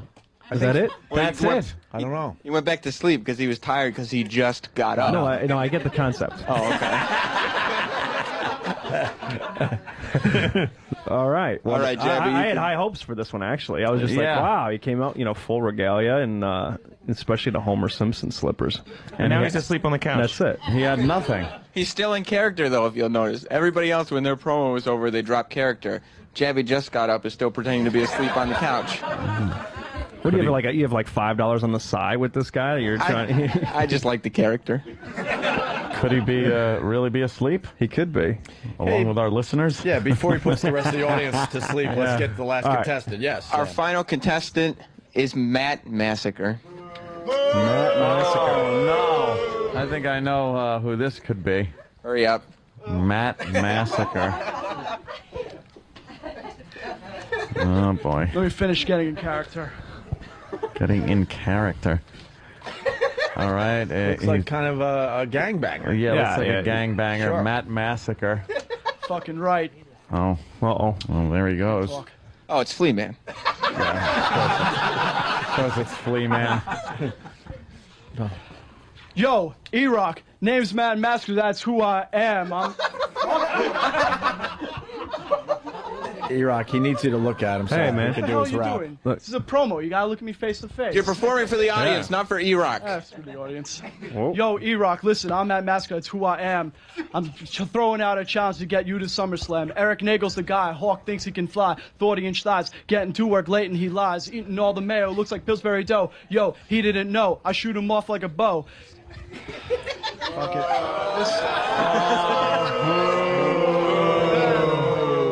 Word. That's fine. Shoot him off like a bow. Try to pick a 20th century weapon. That's low. Keep it going. Oh, you want me to? What's the matter? All right. Finish it at least. For the laugh factor, yeah. Yo, I'm not a cheap M&M. I'm an expensive vanilla ice. Did E-Rock's mom today? Not once but twice. And when I left the house, I had crabs and lice. She tried to satisfy my mom, but he's small like mice. Too bad he's so small. At least my tongue is nice. Maybe he should get a sex change and call himself Eric Spice. Okay. Wow. How do you think? Taken down. Taken down. And E-Rock from behind takes him down on the ground. Wow. And taps him out. E-Rock's not playing today. Holy shit. I'm digging it. Wow. E-Rock, good stuff right there, man. Thanks. E-Rock took him right down. Yeah, hard too. Oof. Hey, can you tell Jabby just got up that, it's over and we want our studio back? He's still Jabby, sleeping get over the there. fuck out. Hey, Matt, I have a question. Going back to your rhyme a little bit, as you're did you, even though you were trying to insult E-Rock, having, small genitalia, you were still inferring that he was banging your mom. Isn't that correct? Did you have that in there? So that's okay with you? No, I think you said you. I said he tried to. Oh, he tried yes. to. Oh. Oh. But you said he couldn't satisfy her, meaning that he He inserted. did. Yeah, instead. He put it in. All right, so that's cool. So he still banged your mom. So it's like that's brutal. Boy, quite an brutal. I insult. mean, so E-Rock wins just right off that bat, right there. Yeah. He banged your mom. How are you going to trump that? Already said that I did. You banged your I mom? did it not once. I did it. No, I banged his not once but twice. Yeah, but he banged your mom and just banged her, and you said in your rap that you banged his mom and ended up with crabs. And lice. Right, so he still wins because he doesn't have any venereal diseases. Yeah. Sweet. And he took you down, made you tap out. Yep. Wow, that was heinous. I assume you guys may know each other. Not even kidding. Yeah. Flea Man is known to many as, just a dick. Yeah. Yeah. Why is he still standing there? And then he pieces. Let's hear it for peace Flea out. Man. Good job, Flea Give him Man. something. Good deal, man. Wow, a tough decision, huh? Wow. Got a real tough decision here. Is that it? That's it. That's the contest, everyone. Wow, well. I thought Eastside Dave would give us a little surprise thing today. Where is he?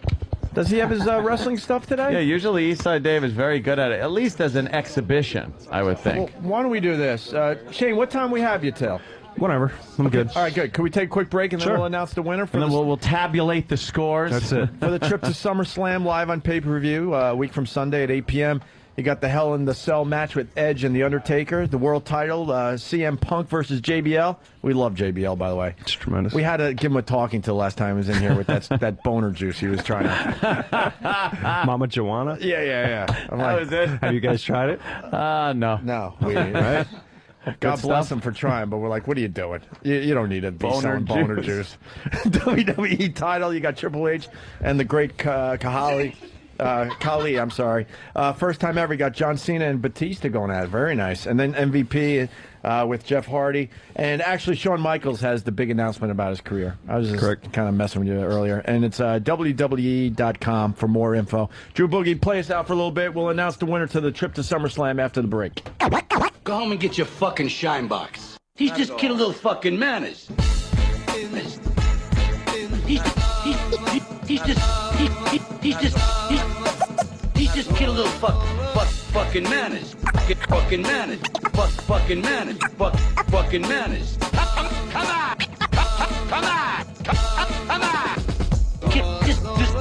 He's just kid a little fucking manners. Fucking manners. Fucking manners. Come on.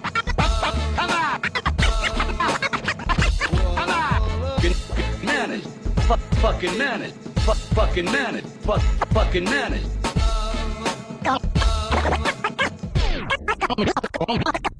Go home and get your fucking shine box. Ooh, what's that?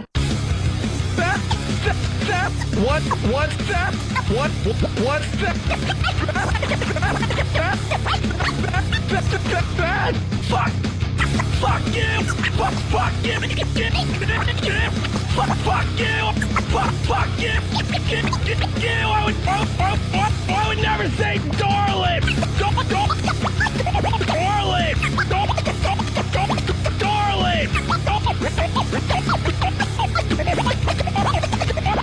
Darling! You did! Fuck you! Fuck you! Fuck you! I would never say darling! Wow! True Boogie, everyone. Shane McMahon in studio from the WWE, promoting SummerSlam live on pay-per-view a week from Sunday at 8 p.m. A lot of great matches going down. Go to WWE.com for info. And Sam, you got to catch a plane or something? You're leaving us early too?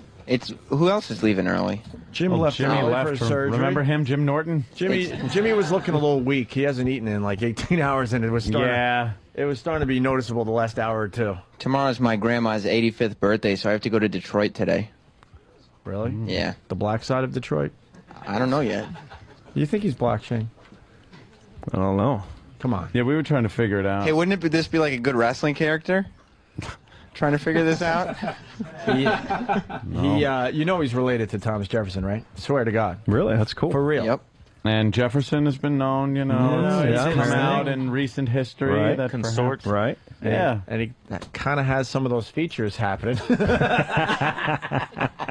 But he's not willing to admit it yet. Well, there's no evidence in the family tree of any black family members. What does your grandma look like? Like an old white lady. Mm-hmm. A couple of my uncles have the curly hair, though, on her side, my mom's side. See, that's not curly hair you have. Yeah. It's a type of hair that almost got Imus fired. Fired, yeah, they're talking about. Right. Yeah. You got that type of hair. But you're very pale. Yeah. Oh, Drew, what do you think? He's definitely black. Definitely. Got some brother in him. I mean, a little bit, but it's in there, right? It's in there. Yeah, you got a little black there. Sam. Drew's light, too, though. Not, yeah. Yeah, but my hair is obviously nappy. See, he could say it. See, that's how it works. He Yeah. could say it. But, Sam's hair is close to my brother's hair, and my brother's black. So Yeah. Sam's definitely got to be in there somewhere. Yeah, I'm telling you, I think you're so. adopted. No, I'm not adopted. I mean, I got a birth certificate and baby pictures. By the way, And your pork brother, chops for earlobes. your All brother, right. Why be mean? your brother looks blacker than you. Really? Mm-hmm. He's got looser hair than me, though. He's got the, It's curly. yeah. It is curly. All right, when we get a At winner. prime time. This Hey, is by the your way, baby. E-Rock reminded me, because these guys love busting on each other. It's unbelievable. But E-Rock reminded me that Sam has his wrestling chair that needs to be signed. Yeah, well, I mean, that's some, so Did maybe... has Shane ever signed your wrestling chair? No, Shane hasn't. I mean, usually that's, Look off at the this. air or something. Cool. But No, sure. it's not, Shane. Do I get to hit you with it when I'm finished? Sure. Be an honor. Makes a distinctive Shane, sound. every It time, certainly does. Cool. every time a wrestler comes in, Sam gets this chair signed by you right. guys. Yeah. Where are you going to sign? Next to who? Where's Triple H? I'm going to sign over him. Triple H is right up here. Okay. Look at how happy Sam is. This is great. Shane McMahon on the chair is a huge plus. Is this? You can't just go to an autograph signing and get Shane McMahon. What the hell are you going to do with this chair?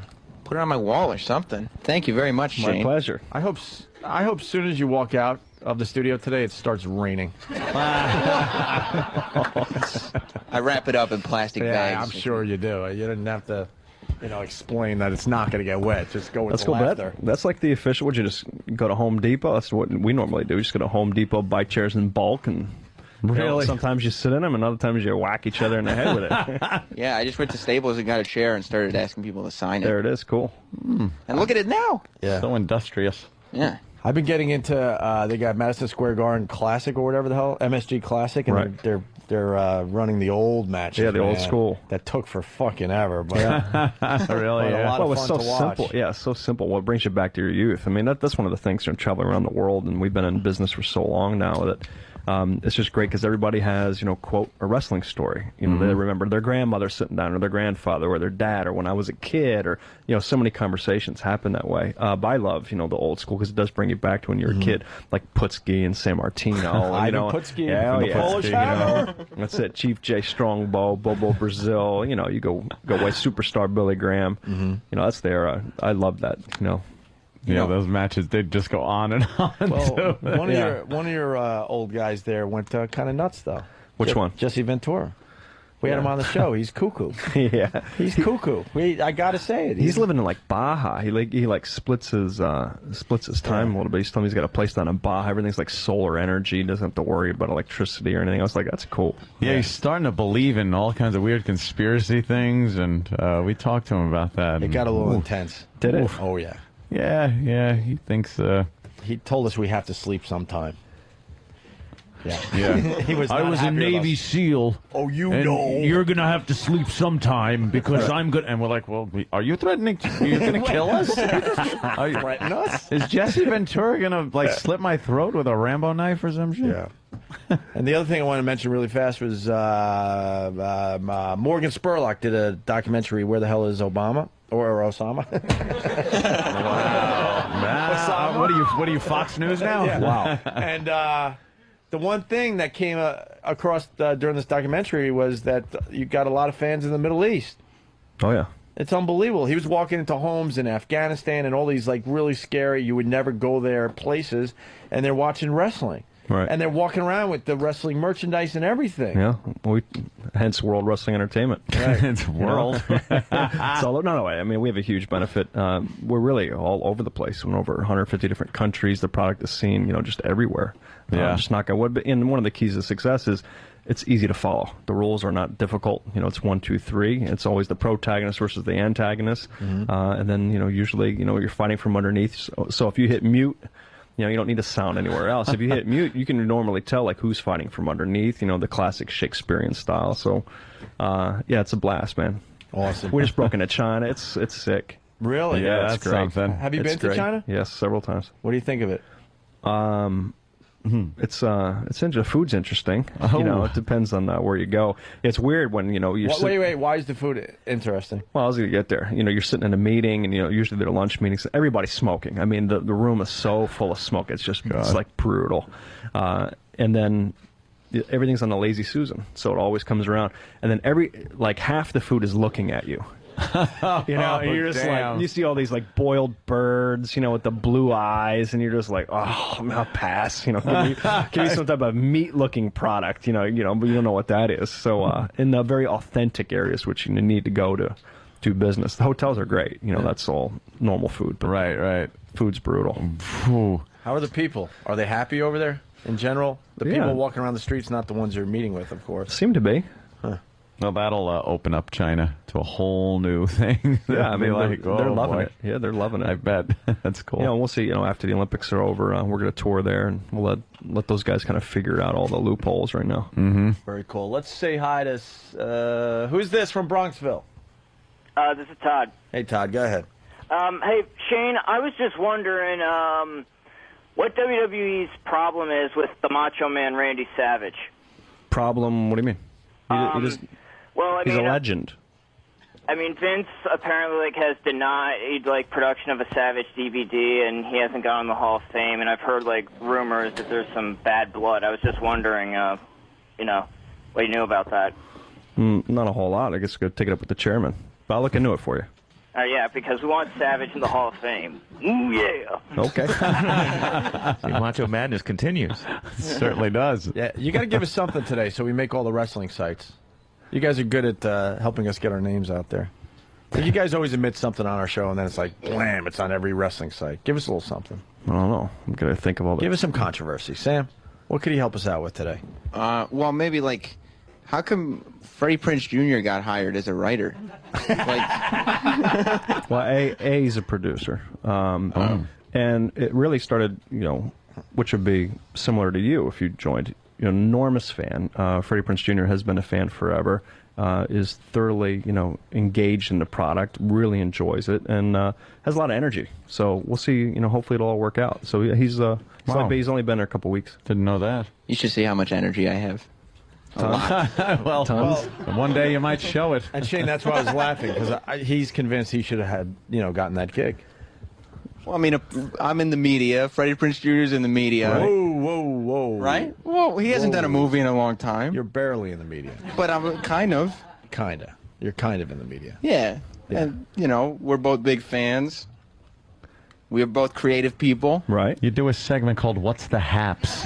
It's hugely... It's hugely popular, though, right? It is. It's very popular, What's the Haps. Don't you have an AJ Poopy Shits around here, too? Oh, boy. You might not want to debut that character. Didn't realize that was going to go on right now. All right. What, man? You're trying to impress Shane. This is a character, Shane. That's Sam Roberts does. That's tremendous. Oh, yeah. This is going to be wonderful. Unexpected. He does Look at him sweating over there. Oh, wow. He has Hollywood updates.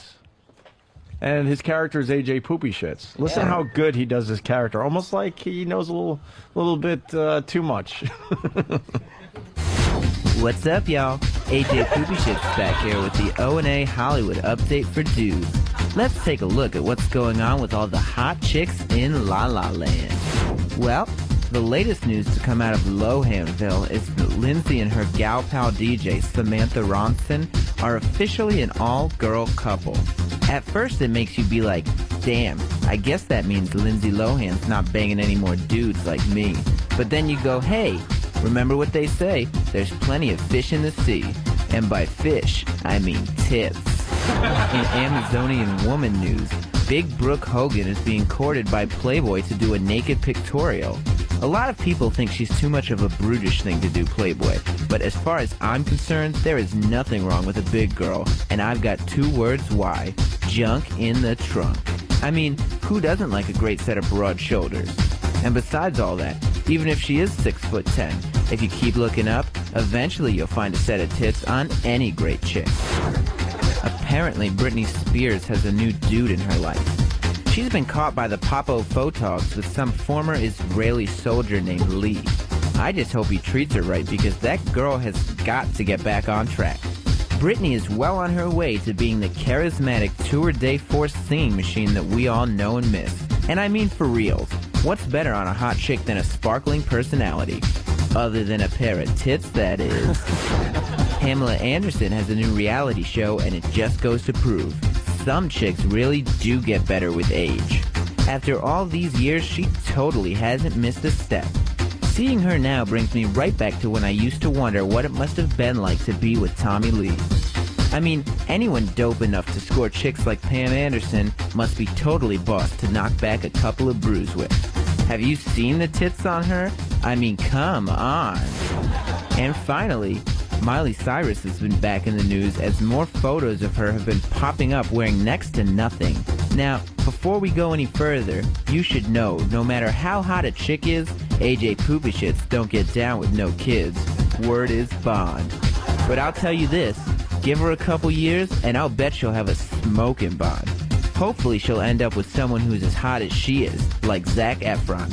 If there's one guy who likes chicks with tits, like AJ likes chicks with tits, it's Zac Efron. That's it for me, players. Thanks for listening to the O&A Hollywood Update for Dudes with AJ Poopy Shits. And remember, when it comes to Hollywood news, AJ's got your back and front. If you're a chick, that is. Peace out. That was great. I'm just curious on the name. No, I mean AJ Poopy Shit's kind of what's up with the name? Well, Shits is spelled SCHITZ. Yeah, get your mind out of the gutter there. So it's like lip shits. Yeah. Right. Poopy Shits. Poopy shits. Yeah.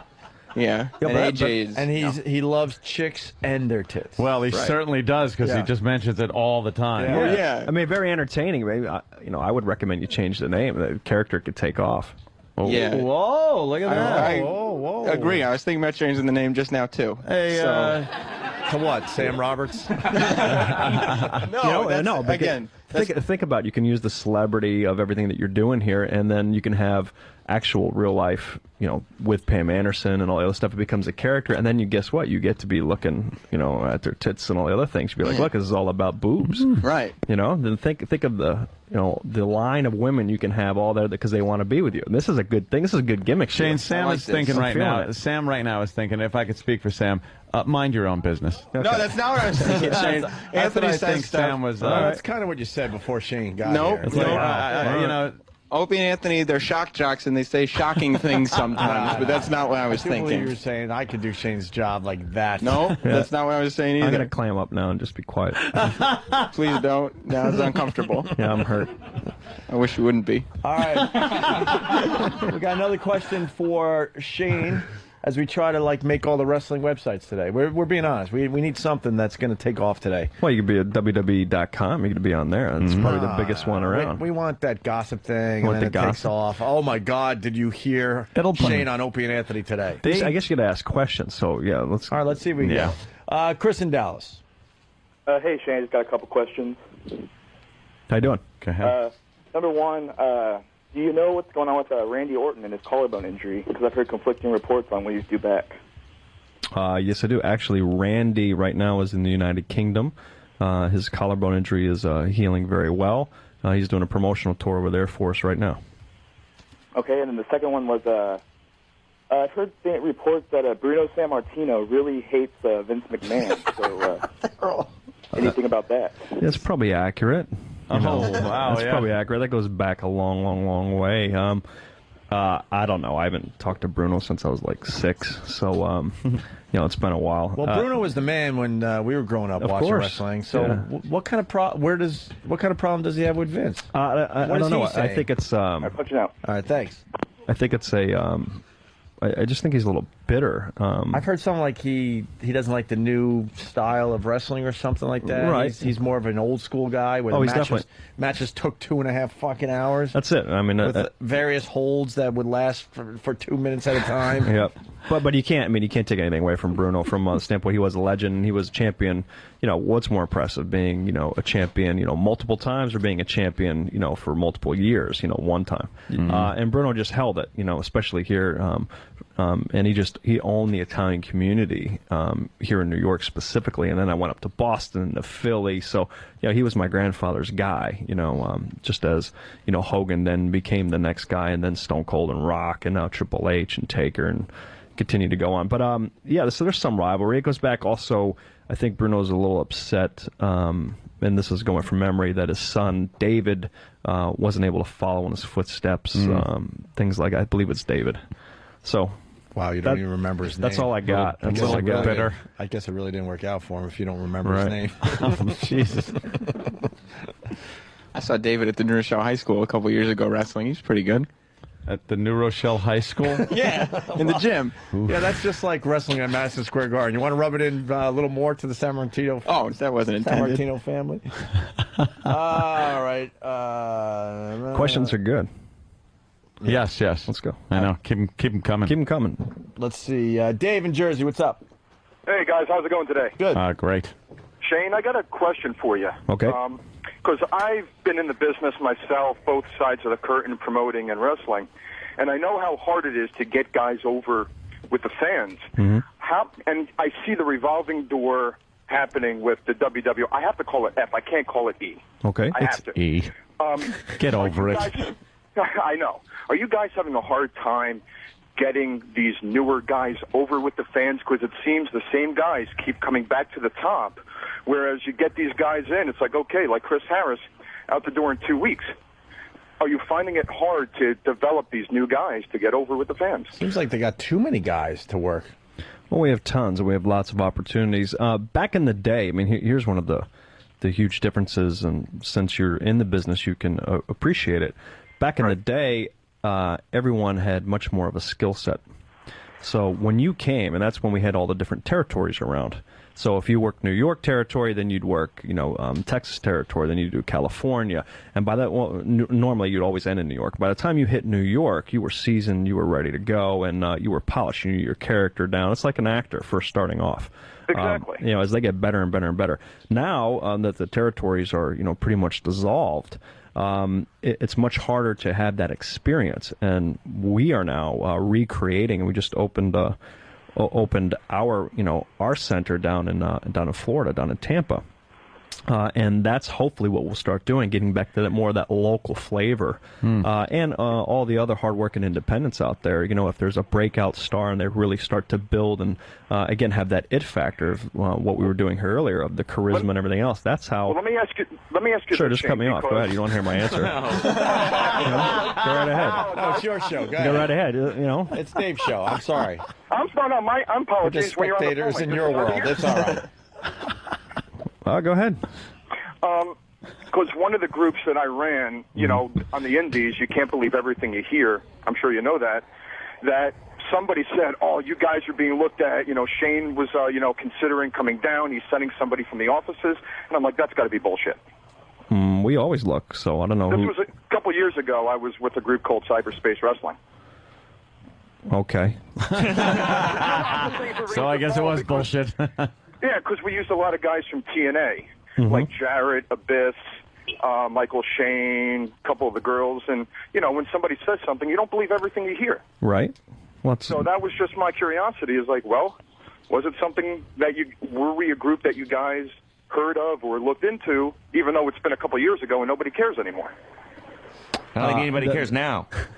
No, I don't think anybody cares now. The name's not popping in my head, but we're always looking for talent. So all the independent shows and things like that, that's where we look. All right. But it's not up to us, just to finish it out. It is truly up to the fan base to make somebody popular. And we'll throw certain things out there, and the fans judge. We just react normally to what the audience does. If they like somebody, if we're trying to push them, much more as a good guy, and they completely, go the opposite way. And that's what originally happened with The Rock. They regurgitated him, because he was so hokey and good guy and goody two-shoes, and they puked on him.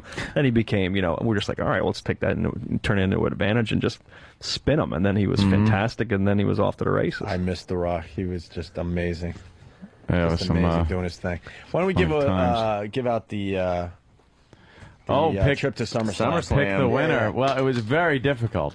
We have like a top three, so at least some people could feel good about themselves today, Shane, or not really? Oof. Well, I think number one, the winner, obviously, I think we'd all agree is Type A. Yeah. I think it's fantastic. Why even? Type A. Huge kudos.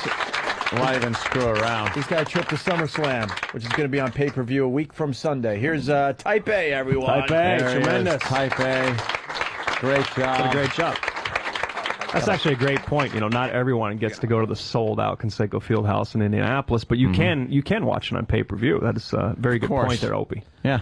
I remember the days when you did pay-per-views once every 3 months. Now it's once every, 3 days? Yeah. 3 days. 3.5. We're trying to spread it out. It's like $50 now. Oh. Hey, slow down, Type A. All right, let's get the runner-up guy to take your place. No, pay-per-views dramatically did go up in the past 10 years. It used to be about $20, now it's $50. Where the thinking behind that was that a lot of people get together and watch the event. And it's the price of gas. That's it. I don't know. That's true. Okay. I'm knocking you. Well, okay. Well, you sort sound of a little You sounded like you're bitching about it. No, I wasn't bitching about it, Shane. Of course not. I have a question, by the way, for Shane. Well, hold on. Before we get there, let's take. Can there be any more value of getting together with your buddies, watching a WWE pay-per-view, amortizing the cost since you are, Type A in the business aspect, having a few beers, relaxing? What is the price of entertainment in today's world? Priceless. Well, there it is. Tremendous. Absolutely. All right, what's your question? Okay. You probably can't talk a lot about like the current talent, but Why? most difficult. Well, maybe you can. I don't know. I want to know what's the most difficult wrestler to work with, past or present. Ooh, now we finally got difficult. Shane. Let's see. Difficult? How you mean? Just a dick backstage, or was like Nice. selfish, Prima donna. Yeah. You mean family members excluded, or? No one's usually no one's usually a dick or difficult that way. Sometimes, you work with someone, prior to them going out, especially from a promo standpoint, or even, from a match standpoint, and you expect one thing and then they don't deliver. And then you repeatedly try to do that, and then you obviously have to make changes, but there's not... No, like, big egos backstage? Oh, there's enormous egos. I mean... placating those egos and working around it all the time. But that's what makes a talent great. If you don't have an ego, if you're not sure of yourself, you're not going to translate in front of the camera. You're not going to translate in the fan base. Whose ego has gotten in the way of doing what you want them to do? To do. I think. Well, you can go back in the day, and like I said, everyone has to have a healthy ego, and sometimes people start believing, that they are that character. People such as, look at this. You have a couple in mind, maybe? I don't know. Well, Bret Hart, of course, is the one everyone, because of the whole, Right. thing in Montreal. But I don't know. I've heard stories about a lot. I heard like Hogan was, there was issues with Hogan, and I don't know. I'm sure Sam knows people. Oh wow! Wait a minute. Past the heat. I don't believe all these rumors I read on the internet. I get my facts about WWE from WWE.com, Monday Night Raw, and Friday Night SmackDown. That's what I get my information from. Even Shane wants to puke at this point. All right, Type A, you got the trip to SummerSlam. Great, guys. Congrats. Thanks a lot. Well, good job. And getting back to it, why do you win? Yeah. Type A won because, you had very relevant points. You came out, you were prepared, and it was meaningful. You were articulate, and the main thing is you had a big finish. And that is one thing. Anytime you're cutting what we call a promo, you always have to have, what's your big finish? What is the ending message? That leaves everybody like, wow, that was fantastic. Before they walk off camera or throw the mic down. You always have to have something. You always have to have the big finish. The big finish. So nice job. It was very, very, very, very well done. Thanks, man. Yeah. Looking forward to SummerSlam. It's going to be awesome. Cool. When's SummerSlam? When is SummerSlam? It's August 17th. Who doesn't know that? A week from this Sunday? Yeah. Yes. Oh, cool. And you get to fly with Sam and E-Rock, I believe. Yeah, how does that work? I mean, that's like, what a scam that's going on. Exactly. E-Rock and Sam, like all... I think it's a scam. It's definitely a scam. What do you mean? Last time we flew them out to a wrestling event, they came home like a week later. I'm like, are you guys ever coming back to work? Yeah, notice how they didn't win the trip last month to Long Island. It was the... let's go to the Great American Bash. Well, where is it? Oh, it's a Long Island. It was WrestleMania, and you had a little problem with the pyrotechnics. Right. Everything worked out in the end. So we had eyewitnesses there, and they're like, well, we have no idea what you're talking about. Right. And it was on every news channel. We're like, that's the reason why you went to WrestleMania, to give us some scoop. They were too busy eating the steak martinis or whatever the hell it was. I was reporting on E-Rock's diet. Yeah. That was a storyline with the pyro. We just did that to a few people. Of course. To get, Yeah. It was the great white moment. It was perfect. I know. I knew it was a work. Who could tell at this point? It's so great. obvious. Yeah, would you mind burning your retina as you come in just to get a little extra publicity? All right, we want to thank Shane McMahon for stopping Thank you, by guys. today. This is a lot of fun. Absolutely. We are wrapping up the show. Got a new prospect for the WWE. Type A. I'm sure we'll be seeing him. Very cool. Type A. Yeah. I would love to see him get in the ring and just get smashed. Are you even going to mention who was in second? There wasn't a second. Yeah, really. After Type A, who'd you have? Wait, Laszlo was actually judging? Yeah, I got numbers next to him. Stryker may have to be number 2. Yeah, you like Stryker? Yeah. But we don't have a prize for number 2. Yeah. Well, why are we sending 2 guys from this show? Shane, you got and anything one in your fan? pockets you could give Should it be him? the other way around? should 2 be. fans and Sam? You're right. Yeah, Well- Sam, you're not going anymore. We got to give the trip to Stryker. Stryker sucked. Well, Laszlo makes a good point. The guy working really hard like that, and he goes away empty-handed. So do the right thing and give up your trip to Stryker. I'll tell you what, Stryker, you can have E-Rock's ticket. There you go. Wow, you are generous. I'm just kidding. I was joking. It's never He good. doesn't want to get into any legal problems. Yeah, there's no- Well, he said I had it. There's no ticket for Stryker. It's never good. It's never good to say just kidding after you got no laughs, by the way. Yeah. Well, Just kidding. Stryker. Stryker couldn't tell traffic from weather. That got me to where I wasn't going to give him any points. Yeah, to me there was no second. 0 I mean, points. Type A did such a great job. Yeah. I mean, just head and shoulders. Luckily, Stryker can watch on pay-per-view a week from Sunday. Yeah, we know. Okay. We know. Just wanted to make that point. We know. Actually, I gotta set my TiVo because I'll be there. And I like to do both. I like to buy it and go. Me too. Yeah, Oh, see? wow. Yeah, Look at that. That's cool. Yeah, I'll be buying it and going. And probably buying the replay, too, just in case I miss anything. That's not a bad idea. Yeah, That's like a not a bad idea. pyrotechnics Yeah, sure. disaster. Maybe we could put you in the Hell in a Cell match. You accidentally get locked in there. Wouldn't it be fun? Oh, that'd be great. That'd be awesome. Watch primetime Sam Roberts get killed. Just get pounded. Literally Did you see his killed. wrestling match? No. Up there in that high school gym, or where were you again? I was at the New Rochelle High School. You never saw his match? No. You got Oh, it? it's just amazing. Wow. Technically, I wasn't. I don't even know where to begin with this one. You actually got in there? Well, me and Pete Gass were guest judges for a boxer versus wrestler match. Right. And boy, did we pull a swerve on those guys. Yeah. Oh, really? Yeah, they did not see it coming. But that boxer caught one mean low blow. From you or Pete Gass? Or? From me, and then a sidewalk slam from Pete Gass. The YouTube is NYSWF. You know they give the low blow move to the chicks in wrestling, right?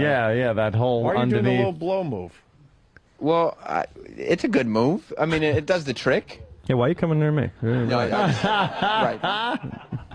No? Look at primetime Sam Roberts up there. You know, I don't deal well with For those aggression. of you who don't know who I am, I'm Oh, that's Primetime Sam Roberts from XM202, a producer of the Opie and Anthony Show, a host of the Stan and Sam Show, and a graduate of New Rochelle High School. And I am honored to have been asked to come this April 5th Good sound to quality. the New Rochelle High School to the New York State Wrestling Federation Still can't and with the call the video boxer versus wrestler match. Larry Sweet and Sour Sweeney versus Larry Barnes. Fans, I'm going to call this just the way you want to see it, because I know entertainment. Your and throat I know doesn't what even you make it want. into I'm the gonna call picture. it right down the middle. Who's this? Sweet and sour. Sweet and sour? Huh? Yeah. Larry Sweeney, pleased to meet you. How you doing? Good. So tell me something. You're gonna be the judge, huh? Yeah. The judge is this wrestler versus boxer match. Sure, yeah. Yeah, all right, great. Well, listen, man. I wonder if for Shane this is like us watching college radio. I mean, really, long time. I mean, ever since you've been around, I've been I've been following your career, and it's an honor for me to meet you. And there are a couple things that I'd like to talk about in private. Here, I've got a card. Why don't I give you a card and have your people call my people? All right? I'll do that. All right, that's great. Huh? Good to meet you. Thanks. What's the laugh? So That's how you cut a promo, where's the match? Stryker. Where's the match? Yeah, where's the match? You didn't just ask for the match, did you? Gotta see the match. Shane, what are you doing us? So we can watch this offline. This is good. Hold on. See this. So the match is going on. We got to describe this for the radio audience here. Well, yeah, that's Obviously Larry. a high school gymnasium. Yes. New Rochelle High School. And Sam decides he has to go into the ring. Sam's entering the ring. Here it is. What is he doing? Boom! Low blow from behind. Oh, Sam. So he does his move. He attempts to throw him into the ropes. Now watch where he just sticks his chest out, and now Sam really doesn't know what to do as he's in the ring now. Yeah, Sam is just kind of loitering. Yeah, he doesn't really know if he should get involved with the action, and he finally gets out of the ring. That was his big moment. Yeah. With his hoodie on. Cool. Yeah. What do you think, Shane? I think it's like a good, strong manager role. You know, you don't have a lot of managers anymore. And that's Right. something that I think WWE's been lacking. Whoa, Okay. a little criticism. But I know how we could remedy that problem. Well, it's called saving money. What? First, we're gonna see if you can take like a chair shot. I'll do or a it. clothesline, or All right, let's do it. Well, actually, if I didn't think you'd sue me, I would blast you with that chair. You have any idea what that feels like? Having a 240-pound man swing a chair as hard as he can at your head. No, but I'd love to seriously, see it would that. let you fracture your skull. It would could potentially break your neck. I'm open to new experiences. Get paralysis. Get You the know. lawyers on this, man. Are they working today? I want to see. I would love to I want to see see that. Sam sign his life away, so Shane would give it a Wouldn't chair that be shot. fun? I would Let's love do to it. do that right now. Oh, would that be hysterical? Give me another cup of coffee. I'll get all amped up. Hear that chair whistling. Crack him right on the head. Let's do it. Let's I mean, do well, it. maybe that'll be the next one. Maybe we can build it as you get in training. Yep. Yeah. You know, you grow the fraud a little bit more. You get a little extra padding. Yep. You know, Like a wrestling angle. all right. Yeah. You're feeling it. One more thing, Shane. Yeah. What happened to the Ultimate Warrior? He seems a little cuckoo. We play his audio clips on our show from time to time. From where? Warrior Series. From the Ultimate Warrior's personal website. Yeah. Oh, really? Warrior Series. I don't know. I haven't talked to the Warrior in many years, so I have no idea what he's doing. Yeah. I haven't heard much either. He wrestled a match in Spain. He's got like short hair and he's much slower than he used to be. He's Yeah. He's. I would assume he's. Let's see. He's probably 46, 47 now. That happens as you get older. yeah. You know. So how was the match? Not that great. Better than the one we just watched? No. Of course not. No. All right, we're going to do the line of the day and get the hell out of here. Sponsored by Carbonite.com. Carbonite backs up your computer hard drive so you never have to worry about losing any of your files. Check it out at Carbonite.com. Promo code XM. Here is a runner-up line of the day. They've come out. You ever see some of those girls? They were really good at like 14 years old, and then they're trying to get it like next Olympics, and they're 18. Yeah. And they're just women. And now they got with giant breasts. Now they got to drag their D cups around. Yeah. Just getting in the way of everything. They're just using no hands on the uneven bars, just the bottom of their breasts, holding on. Nice. Well, see that in this Olympics. That was our Olympic break, Shane. We're on top of tremendous. everything. Oh, That's yeah. great. Yeah, we're on top of it all. The next runner-up line of the day. Yes, I'm going to Ace to look for a replacement. Ace is the place to get a lead singer. Yes. We're doing a song called Tough Actin' Tinactin. Was that Steve? Yes. Goofing on Steve, always funny. Of course. And the last runner-up line of the day.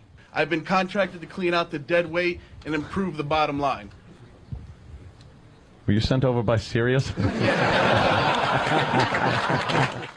Yeah, there's some firings going on these days. Oh, yeah. Woo, Nelly. Yep. Drew, you going to play us out today after line of the day? Yes, sir. Give us a little something? Yep. Let's hear it for Drew Boogie today, guys. Tremendous, Drew. Amazing. Absolutely amazing. With that, here is your line of the day. Here comes line of the day. Line of the day.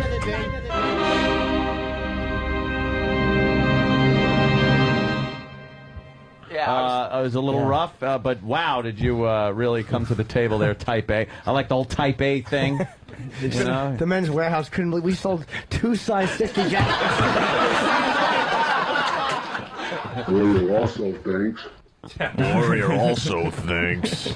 Yeah, he has a whole rant about Brooke Hogan. I'm not a fan of Brooke. I know. That's like sacrilege to talk about the Hogans, but Why is it sacrilege? she's a bit manly. She's a bit beastly with boobs. She's got like a man's chin and stuff. She kind of looks like her dad, right? Yeah, and she's like 6 foot tall, and they're She's a trying big to, girl. They're trying to make believe she's like just as hot as Britney Spears, and it's, you're not buying it. Britney Spears on steroids or something. She is a big girl. She's like built, but you know, I'm sure she's coming nice from the and all, Hulk's but- genes. That's what you're gonna get. But to try to turn her into a sex symbol, I'm not buying into it. I can't buy into that. I think they get their own issues going on now. Yeah, that's No all. kidding. There's a whole bunch of drama going on over there. No kidding. Yeah, what are you gonna do? We'll just leave it there. Yeah, let it sit. I hear you. Do you want an applause break, or you want to just slip out of here? Well, whatever you want to do. I'm easy. Watch this. Shane McMahon, everyone. Yeah. That is a big applause Thank you. break. SummerSlam, a week from Sunday on pay-per-view, 8 o'clock. With that, we're going to take about a week off. Drew Boogie, get us out of here. We'll see you guys Shane, soon. thanks so much, man. Thank you guys very much. Appreciate it.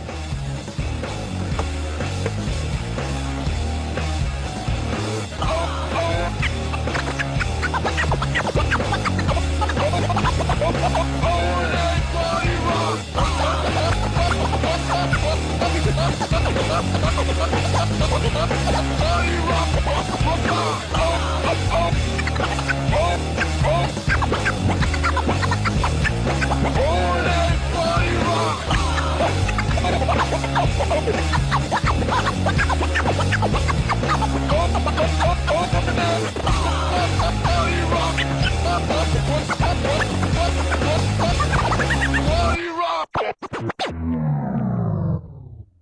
is Jim Brewer, and you're listening to Opie and Anthony. Nice. Walk it off.